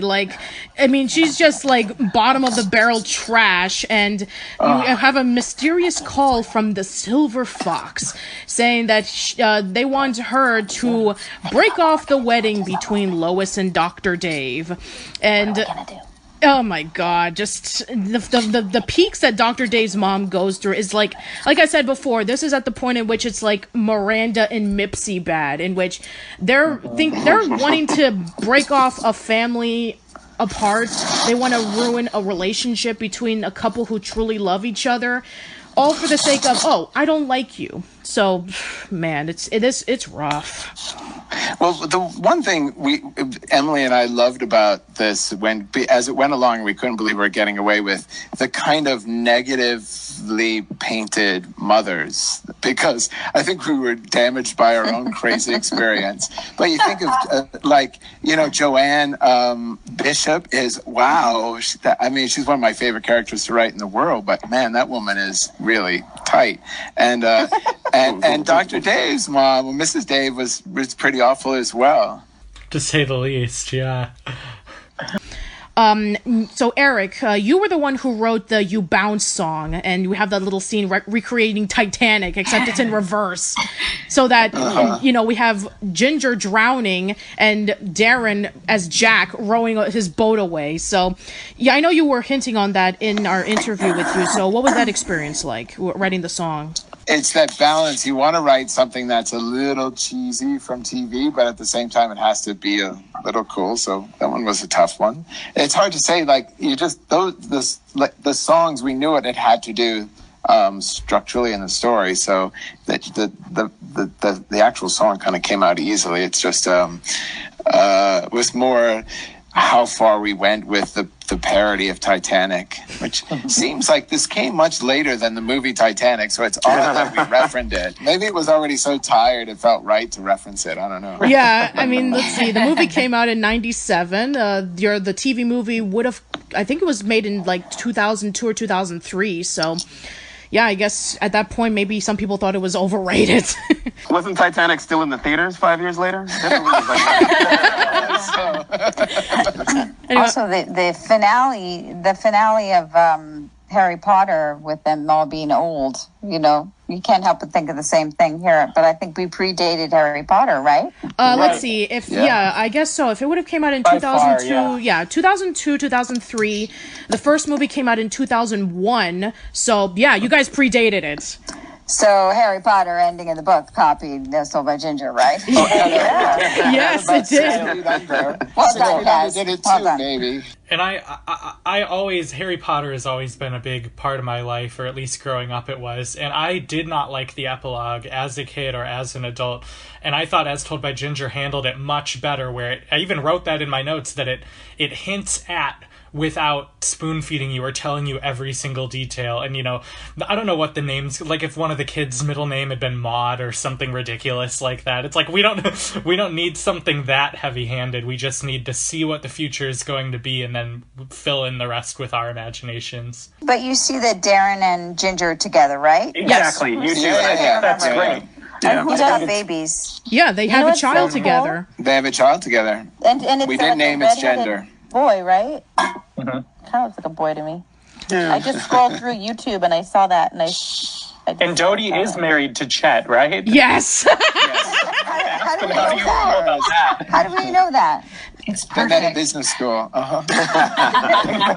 Hey, you guys, you know what? A thing I remember so much about this show was that I think this was the first interracial couple in Cartoon Land, you know? That's interesting. I think you're right. Yeah. Oh, Yeah. I've never seen that. I mean, that was at the time I was watching a lot more cartoons. Right. But Yeah. now, I mean, you see it a lot more now, but back then it was kind of a neat.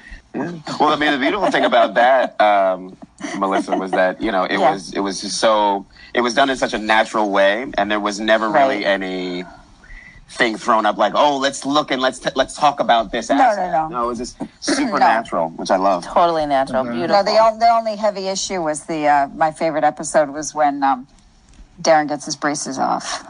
Right. It's like, oh my God, what's happening? Who are you? I love a good makeover.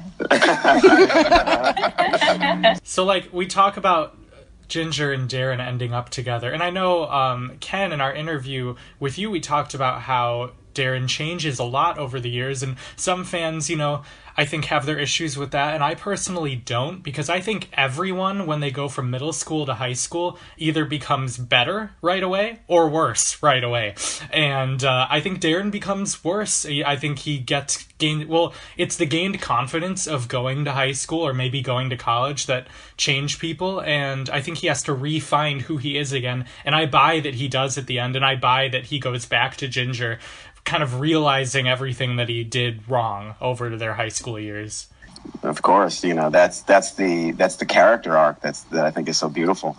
Is that, you know, he was just this good kid who never got any attention paid and had, you know, all these loving family and friends around him, and then he became the hot guy and he lost his mind. Right? As one does. That's one Same. Become a hot guy and lose your mind. I'm still losing my mind, as you saw. You come back to Earth, and then you had to sort of make atonement for all the craziness that you did before, especially to the people that you love. right. So I think they did that in a beautiful way. Absolutely. And Liz, we have to talk about the scene in which the Griplings get broke. So when Mr. Gripling gets arrested, and this is the first time that we ever see his face, because he was always not around, or we hear his voice from the episode TGIF.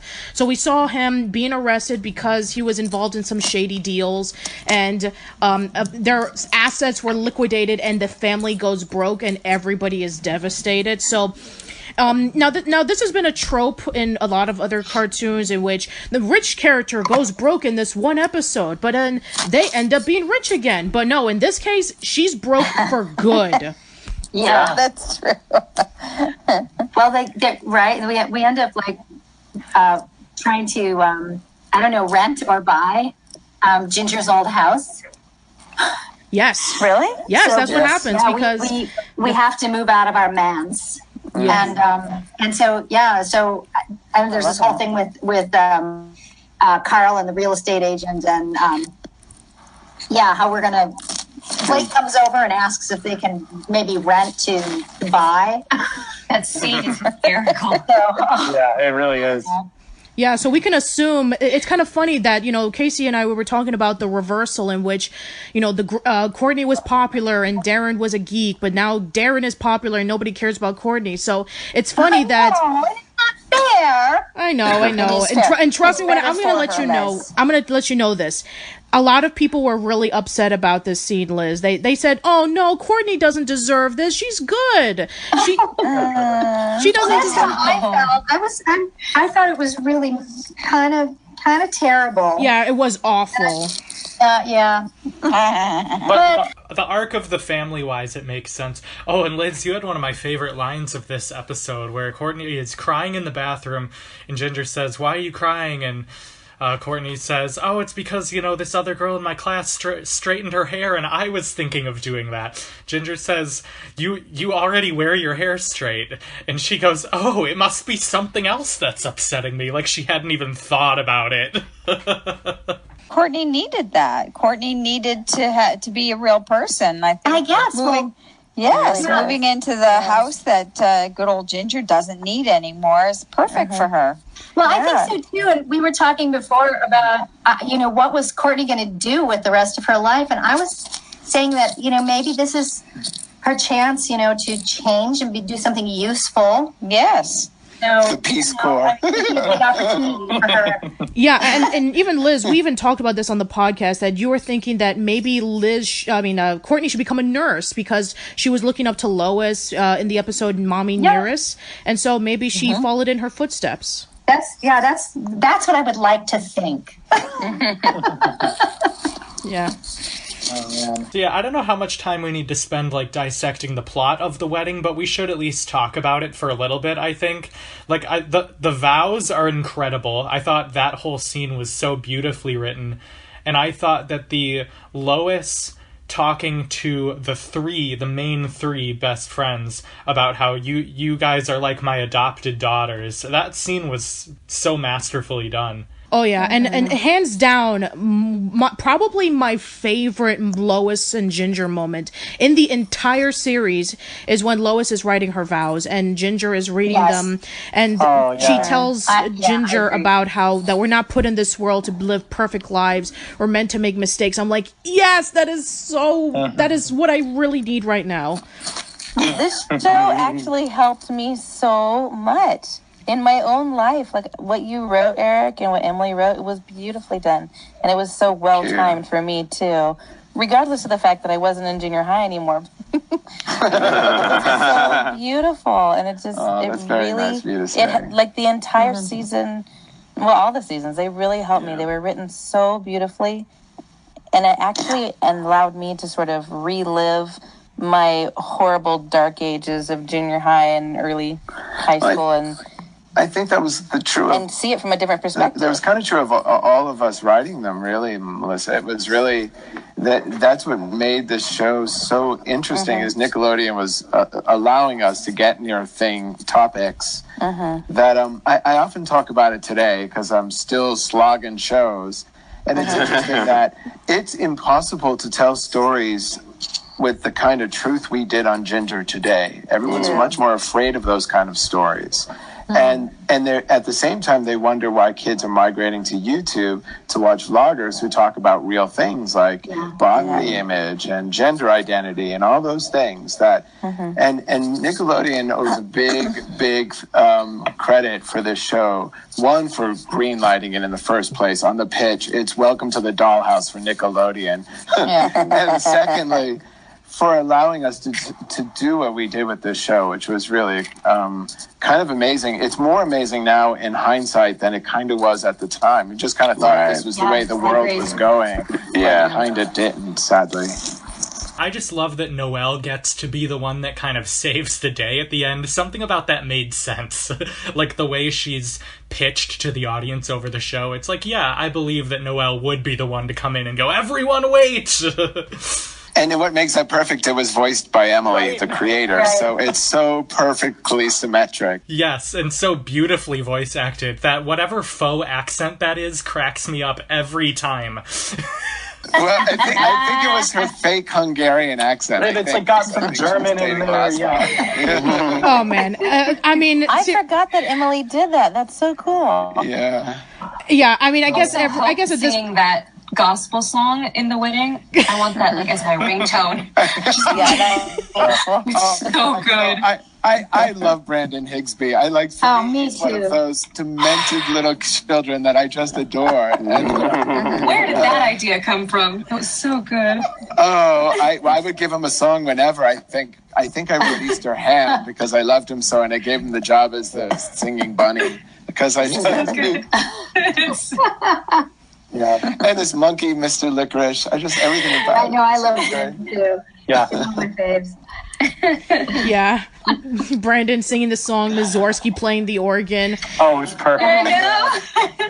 I just love that Brandon is this unapologetically flamboyant child. Like, you don't see that a ton. And yeah, he's the butt of the joke a lot, but he isn't always, and it seems more like a celebration of him in the end than like making fun of him.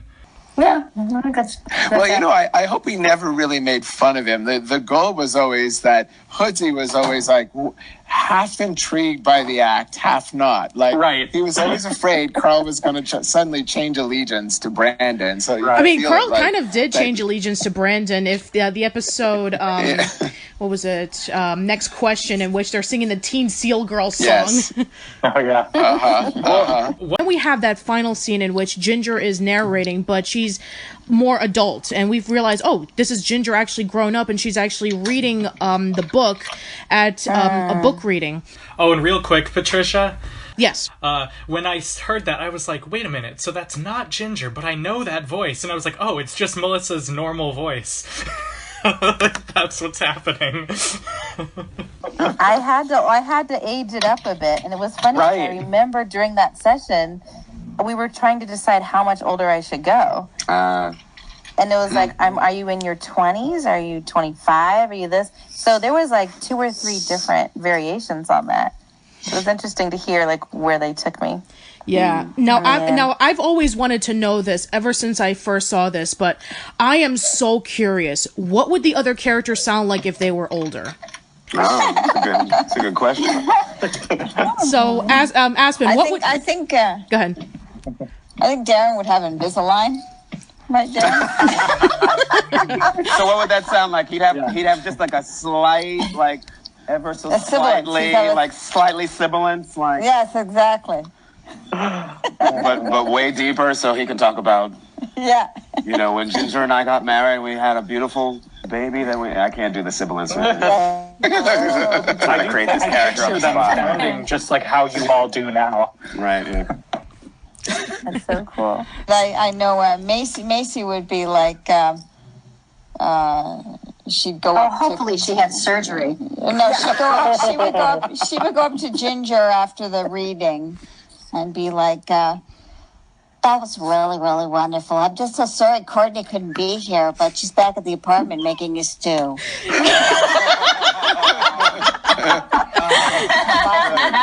That would be great. Oh, I love that.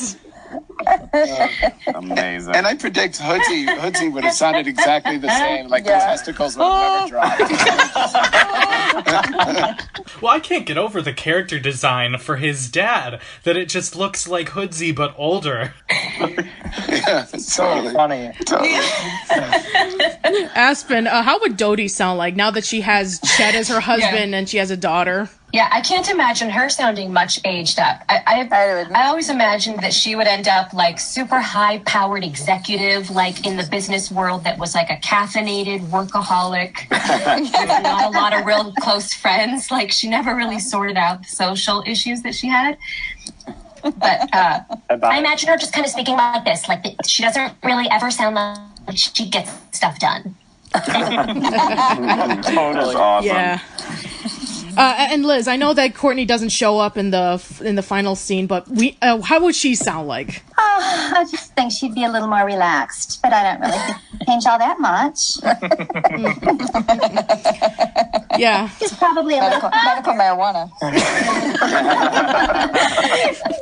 I think she'd have to go and you went from shopping at Bloomingdale's to like Nordstrom Rack, and you're okay with that. Yeah. Well, I love that you slipped in your theory, Jackie, that Courtney and Macy end up together. Love it. Totally. Kaz, I'd support me on that. I think that would be so the way it would go. So where would Courtney totally see it. where would Courtney be at? Would they be at their Montreal home, or would they be at their Paris home?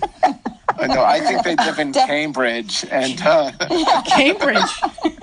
Nice. Yes, because yeah, Courtney Cambridge, would become, Massachusetts. yes, and Courtney work at the library. Oh, nice. Right? And Courtney would be a huge academic. Oh, nice. Totally. Yeah, Courtney. I think after losing the money, she found her real calling, which is being so smart.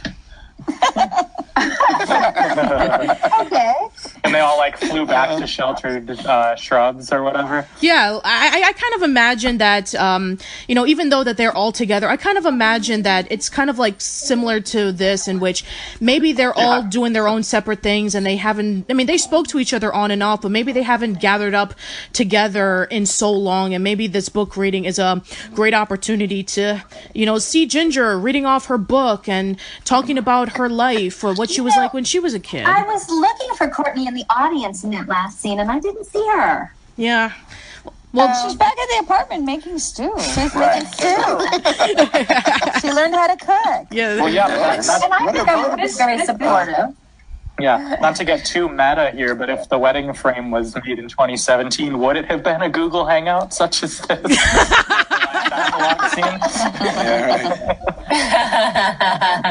Eryk, can you talk to us about Emily's kind of position on why the show had to end? Because she told me something a long time ago. I don't think it really, we were getting to a point where we told a lot of stories. It was also an era where Nickelodeon was making some really deep analyses and metrics about how many episodes of any show they needed.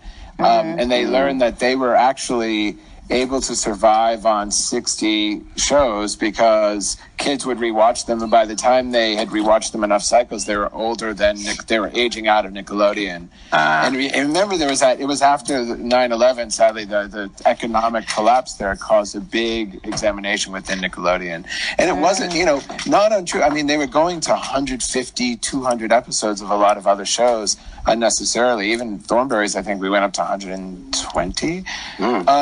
And it was a time, I think it may have been that Emily also was ready to do something else. She was certainly sought after for other things. She's an awesome writer. So I think she in fact, that was towards the end of Ginger, she did an amazing pilot that I don't think ever went, called Wienerville. And it was hilarious. Wait, Wienerville as in like the variety show Wienerville? No, it was a sitcom and a single camera with Fred Willard, and they shot it. And it was really good.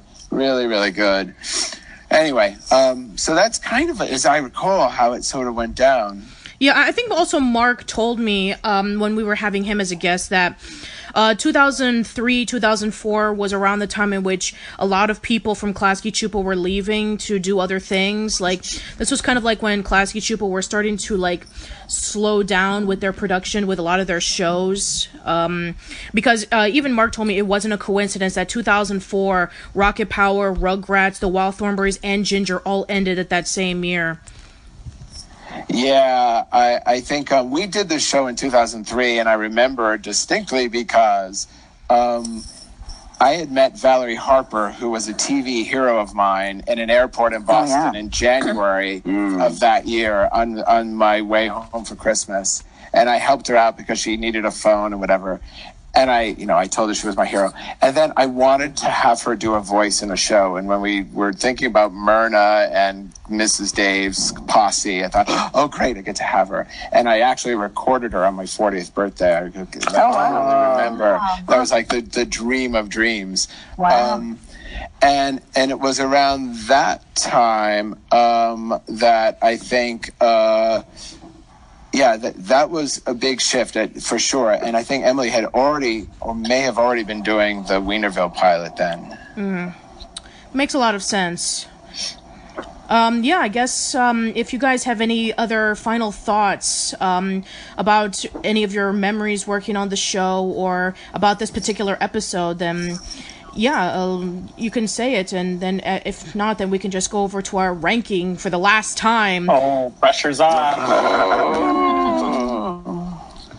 just want to say it was an amazing experience working with all of you guys, and it was a creative experience that I'll never forget, and hope to have more of those again. Mm-hmm.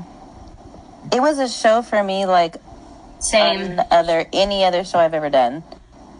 It was unbelievable. It just touched my life and my heart in a way that no other show has. And it will always remain like the perfect animated show to me.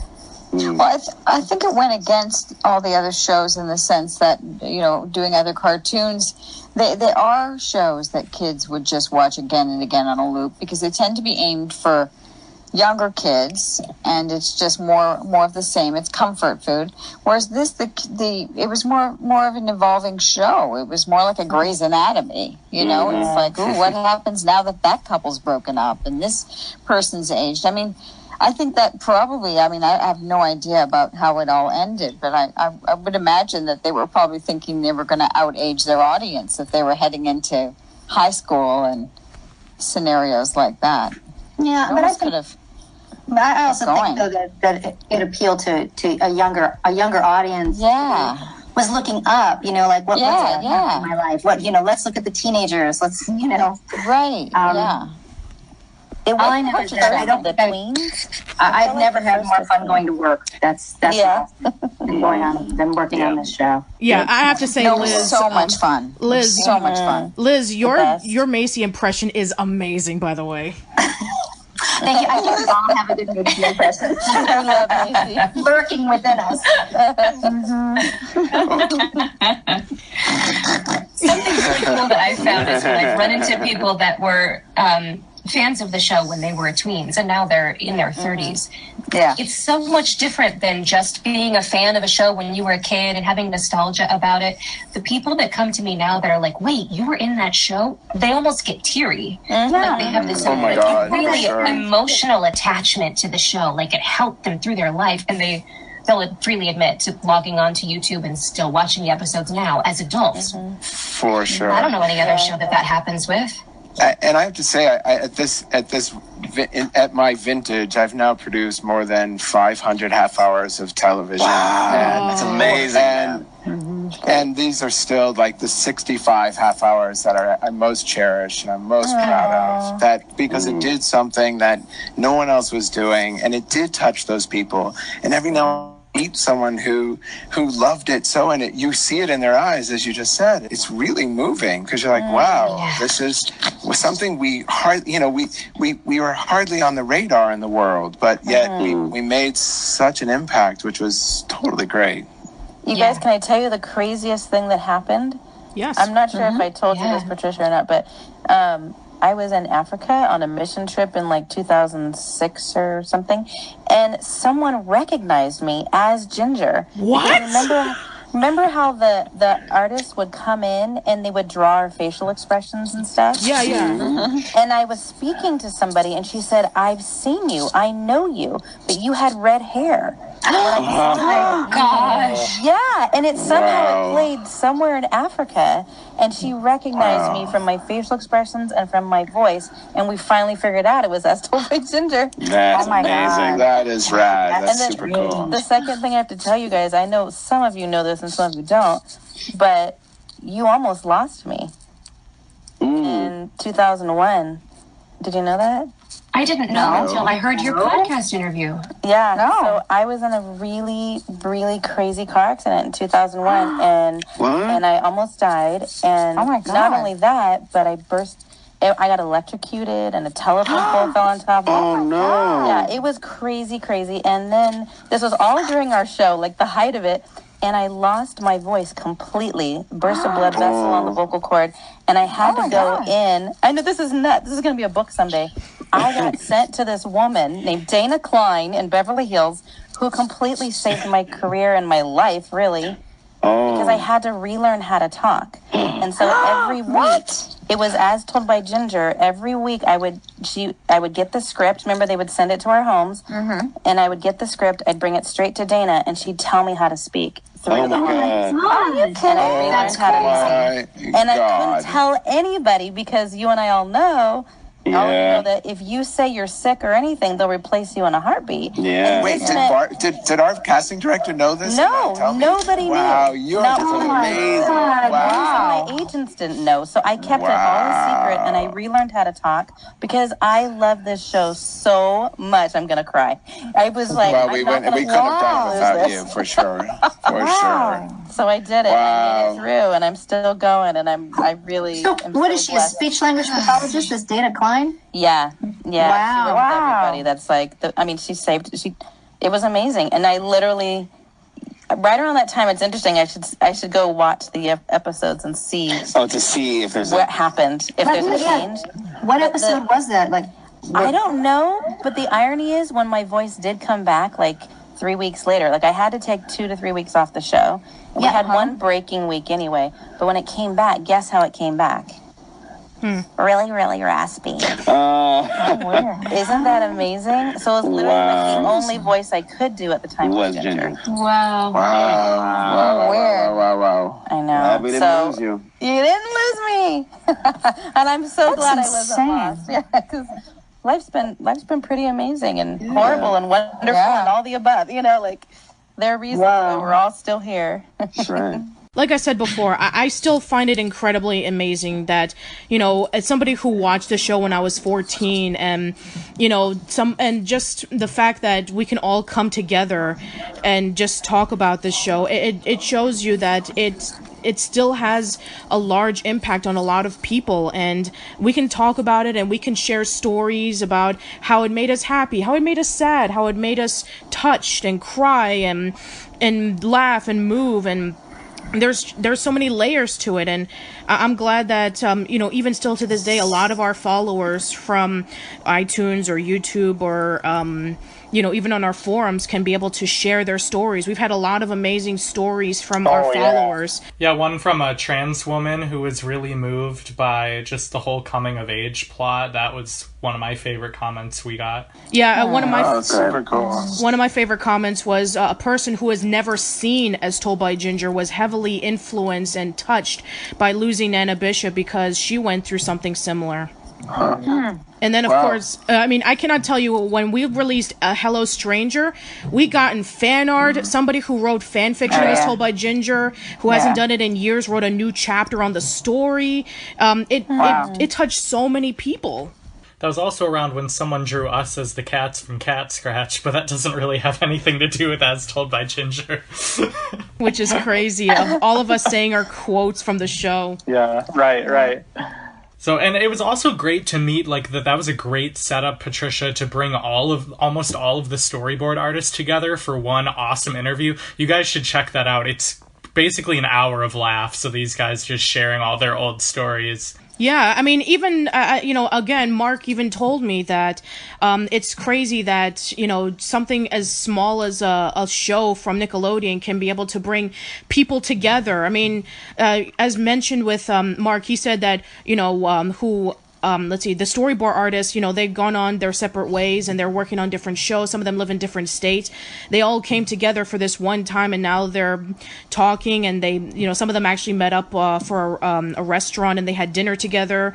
Cool. Aspen and Jackie, you haven't spoken in like who knows how long, and then you guys reconnected Like, I would say, like, the day that we both interviewed you, like, we interviewed you, like, one day apart, and then, like, the next day, that was when you guys talked on Twitter. It's like, hey, we should hang out. So great. It was so great. And we just moved to a different house, and I was going through stuff and packing up stuff, and I found a quilt that Aspen made for my baby. Oh man. I'm so hormonal, you're gonna make me cry. I know. That's so crazy. People loved the interviews with all of you too, because we've interviewed all of you. I think I wasn't there for Eryk's and Liz's, but we've interviewed all of you now, I think, and people loved those. I remember that day, Aspen, when you came in with that quilt, and we were all like, you know how to quilt? How? Yeah. I was an old soul. Lunch was always our favorite. Remember lunch, planning lunch? And then what are we going to eat? And then we'd have birthdays all the time. We did. I have some of those It was photos kind of I have like to find. our own little It was like our own little junior high school experience. Yeah, it was. Just during the recording sessions. Yeah. Totally Guests was. would come in, and Eryk would always have big, exciting news about another one of your childhood heroes coming in to do a voice. Yeah, I know. It was amazing how many people walked through that door. Really. Yeah, Oh man, pretty crazy. seriously, from this podcast alone, we've heard so many amazing stories. Eryk, I love the story that you told about the guy coming in stills singing the little Seal Girl song. I love Mark's story was so great, in which he talked about how when he was caring for his dad in the hospital, a nurse came to him and said, "Excuse me, Mr. Risley, I have to tell you that your episode of As Told by Ginger, Hello Stranger, meant a lot to me and my daughter." And he was like shocked. It's like, how did he know who I was? So Wow. There was a girl that I talked to, like, probably within the last year or two, and she said, I can't believe you were Ginger, because when I watched that show, my parents were going through a divorce, and my mom had then decided to get remarried a year later, and I didn't know who to invite to the wedding. And she said, "Well, I'll just watch what Ginger does, and I'll do what Ginger does." What would Ginger do? Yeah. Wow. Have Courtney in the back row, apparently. Catered? Are you kidding? She didn't get a seat. What happened to Courtney's clothes overnight? I mean, how did that happen? I understand losing money, but you know, really? I guess they had to sell them. Yeah, Blake had to sell all of his toys and his and his baby bracelet and his school uniform, because Nicole Sussman wears it in that one scene. Oh, that's right. Noelle actually wears his uniform. She's bought the uniform. I did not touch that. Oh my god, I have to look for that. That kills me. It's such a great moment. I didn't know that either. That's funny. It was produced in 1998. I believe we, the public, never saw it until October 9th, 2015 on The Splat, now renamed Nick Splat. Correct me if I'm wrong there, Patricia, but I don't think we could have seen it before 2015. The only exception would have been that it was included on the Far From Home DVD, but as on TV, you're absolutely right. The first time that we ever did see the pilot on TV was on October 2015 on the Nick Splat. Got it. I didn't know it was on the DVD. That's really interesting. But yeah, in this one, Ginger is invited to Courtney's party, but there's a problem. She has to watch Carl. So she then takes Carl to the party and ties him up with a hose in the backyard. This is only like an 11-minute episode, so it's like a half episode. Yeah, very much looking forward to discussing this one and hearing what Patricia has to say. Now, for those who have been tuning in to We're In Between and are familiar with my work at Old School Lane, back around 2015, when As Told by Ginger was celebrating its 15th anniversary, I was doing As Told by Ginger month, and the very first thing that I tackled was the pilot itself, and this is where I debuted my now known miniseries called From Pilot to Final Product, where I take a look at pilots from TV shows and compare it to the series to see what similarities and changes occurred. And when I only saw the pilot maybe like once or twice before. Now when just evaluating it for that video, oh man, there are so many changes to it, it's not even funny. Yeah, absolutely. It was hard to track all of it. It was hard to pay attention to the plot because all I was paying attention to was the look and the sound. I mean, to be fair to the voice actors, they remained remarkably consistent from the pilot on. They really found the characters' voices right away. And, some of the characters weren't fully fleshed out yet, but that always happens in pilots.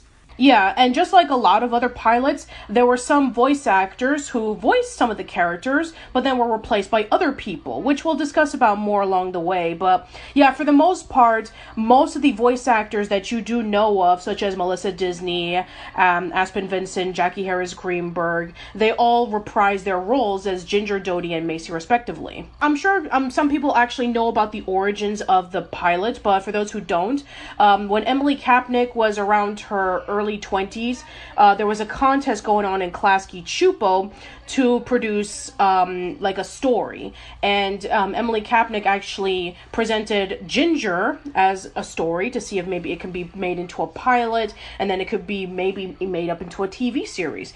A lot of the people from Klasky Csupo, including Eryk Casemiro, was very impressed with her work, and so they decided that her story was the best out of all the ones that were submitted, and she won the contest. And with that contest won, she and a lot of the people from Klasky Csupo created the pilot. It was produced in 1998, and then eventually the series was picked up 2 years later. Pilots in general fascinate me. Like, are you familiar with the concept called the Uncanny Valley? This pilot gave me a lot of that. I was a little creeped out. For those who don't know, it's basically this phenomenon where, like, if you're watching, like, for example, the Polar Express movie is often used as an example of something that looks quite lifelike but isn't quite lifelike enough. Like, it's either got to be unrealistic or completely realistic. It's why, like, video game cutscenes always feel kind of creepy and weird. There's something psychologically that freaks us out when we see something that is almost real. And that's sort of how I felt watching this pilot. It was like, oh, it's so close to the show that I've spent the last year watching and analyzing, but it's different enough that it kind of gives me the heebie-jeebies a little bit. You know what I mean?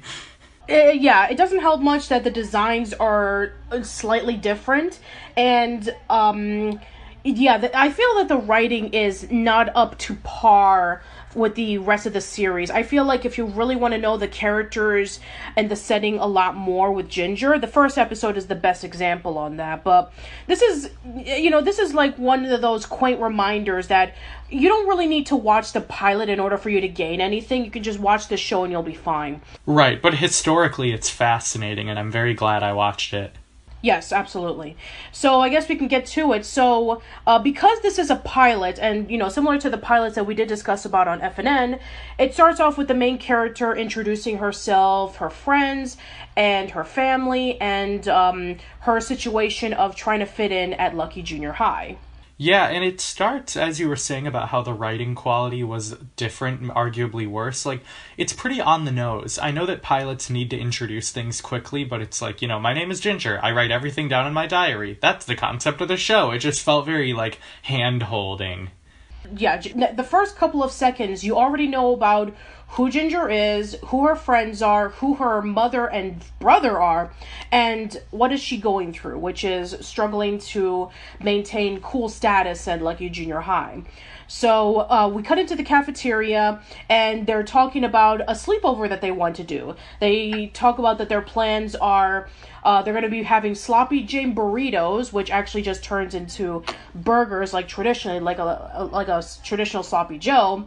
And then they're going to watch The Little Seal Girl, which I guess in the pilot, The Little Seal Girl is a movie. Yeah, that was hilarious to me how quickly that was established as in the world. Yes, absolutely. So we already have that. And then we have Courtney and Miranda showing up, and my God, do they look completely different.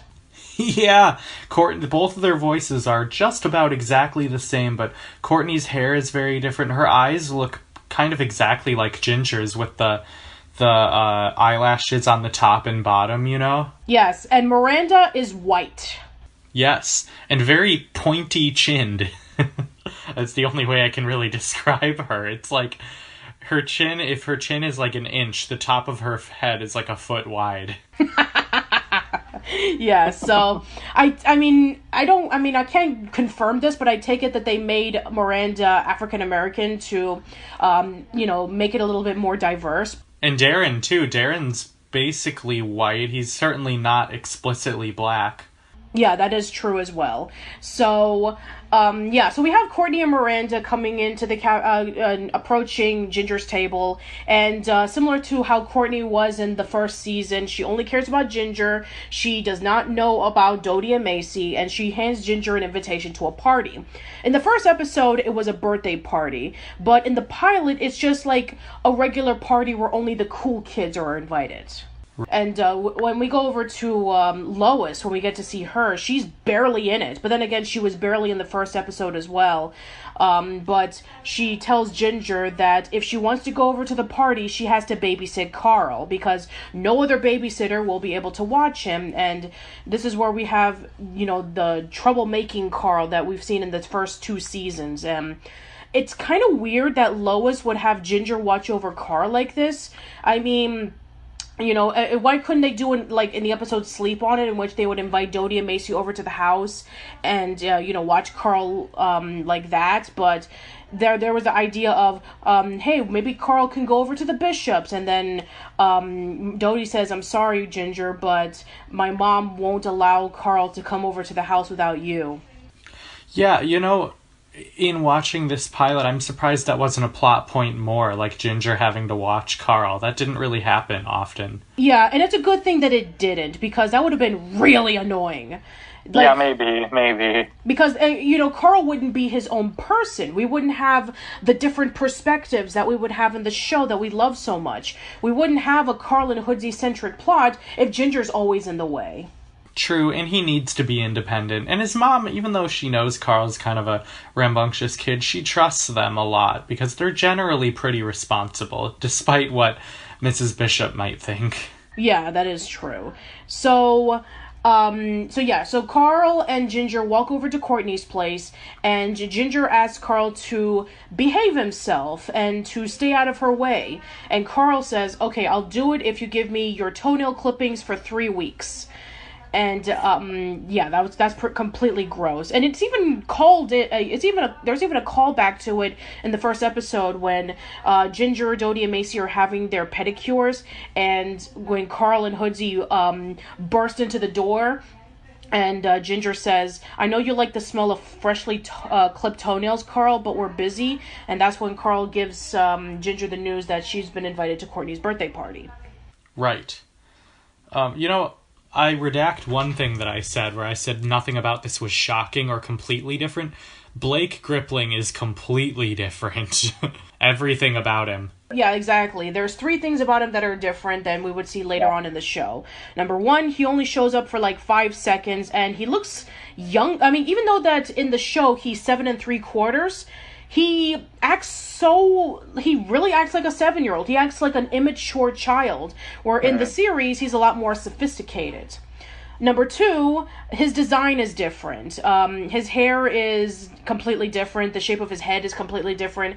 And we only see him on his, we only see him by his underwear. So he's not wearing, his usual vest or his shorts or he has his walking stick or anything like that. And number 3, he is not voiced by Kath Soucie. He is voiced by Tara Strong.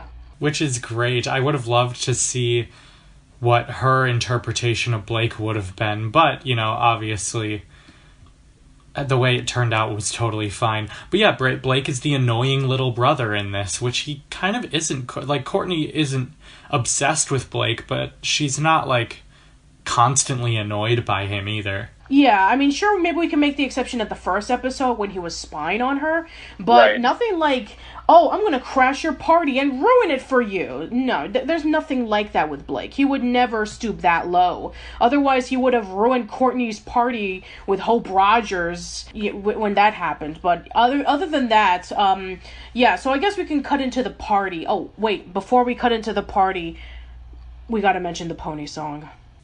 Of course we do. I just love that we have a song so early on in this show. And it's awful! It's really awful! Oh, I mean, yeah, but, I thought it was totally right for the moment.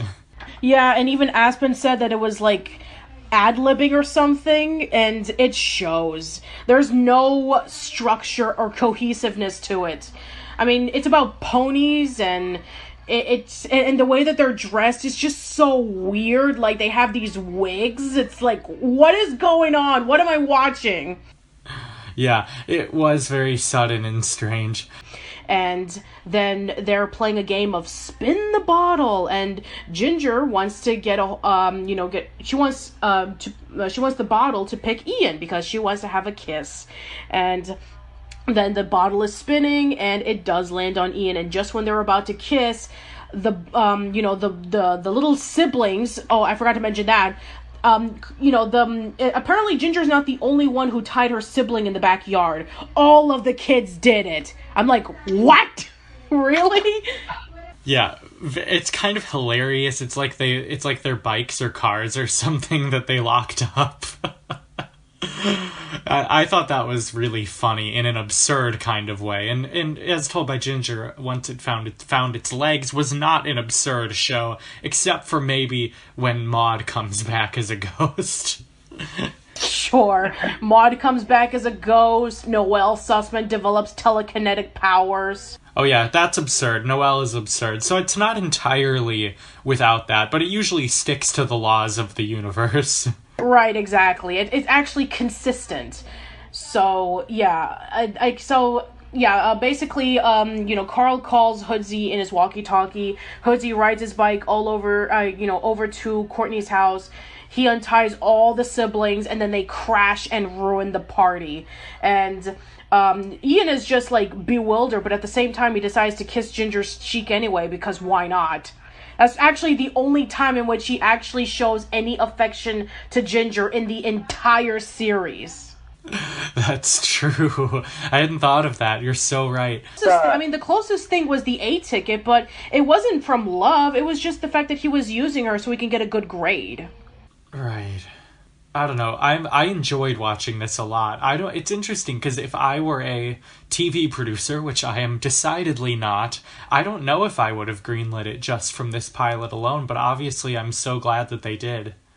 And you have to consider that this would have been, if it was produced in 1998, and if they were pitching it around during that time, either that or 1999, then, it was competing against the likes of Cat Dog, The Wild Thornberrys, Rocket Power, SpongeBob. Klasky Csupo was already becoming the definitive company developing and creating all these Nicktoons. And as Eryk Casemiro said, that they were, producing and creating at least 10 pilots a year. So imagine this, and imagine all the other pilots that didn't get picked up, and out of all of them, something like Ginger was picked up. And I think it's great that it did, and it is so distinct from all other Nicktoons. Yeah, exactly, because, the closest thing that Ginger would be for a slice of life cartoon would be Doug and Hey Arnold. And, yeah, after, the 2000s, slice of life cartoons wouldn't be as popular ever again. Maybe not until, sure, maybe some people would argue about the Mighty Bee, but that's way too absurd.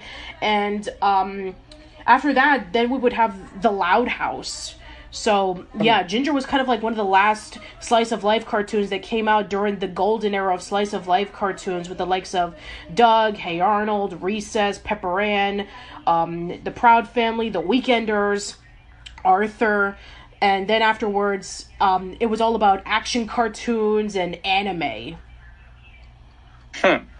Yeah. Yeah, it's Nickelodeon sure has ebbed and flowed and changed over the years in very interesting ways. Yeah. So the pilot concludes with Ginger writing on her journal and talking to Dodie about that she received a leak going into their little terms that they have of a mixture between lip and cheek. And then she starts writing in her diary about the party and about the lesson that she learned from the day. And that's pretty much it. Well, thank you guys very much. Thank you. Thank you. Thank you. Bye. All right, bye. Bye.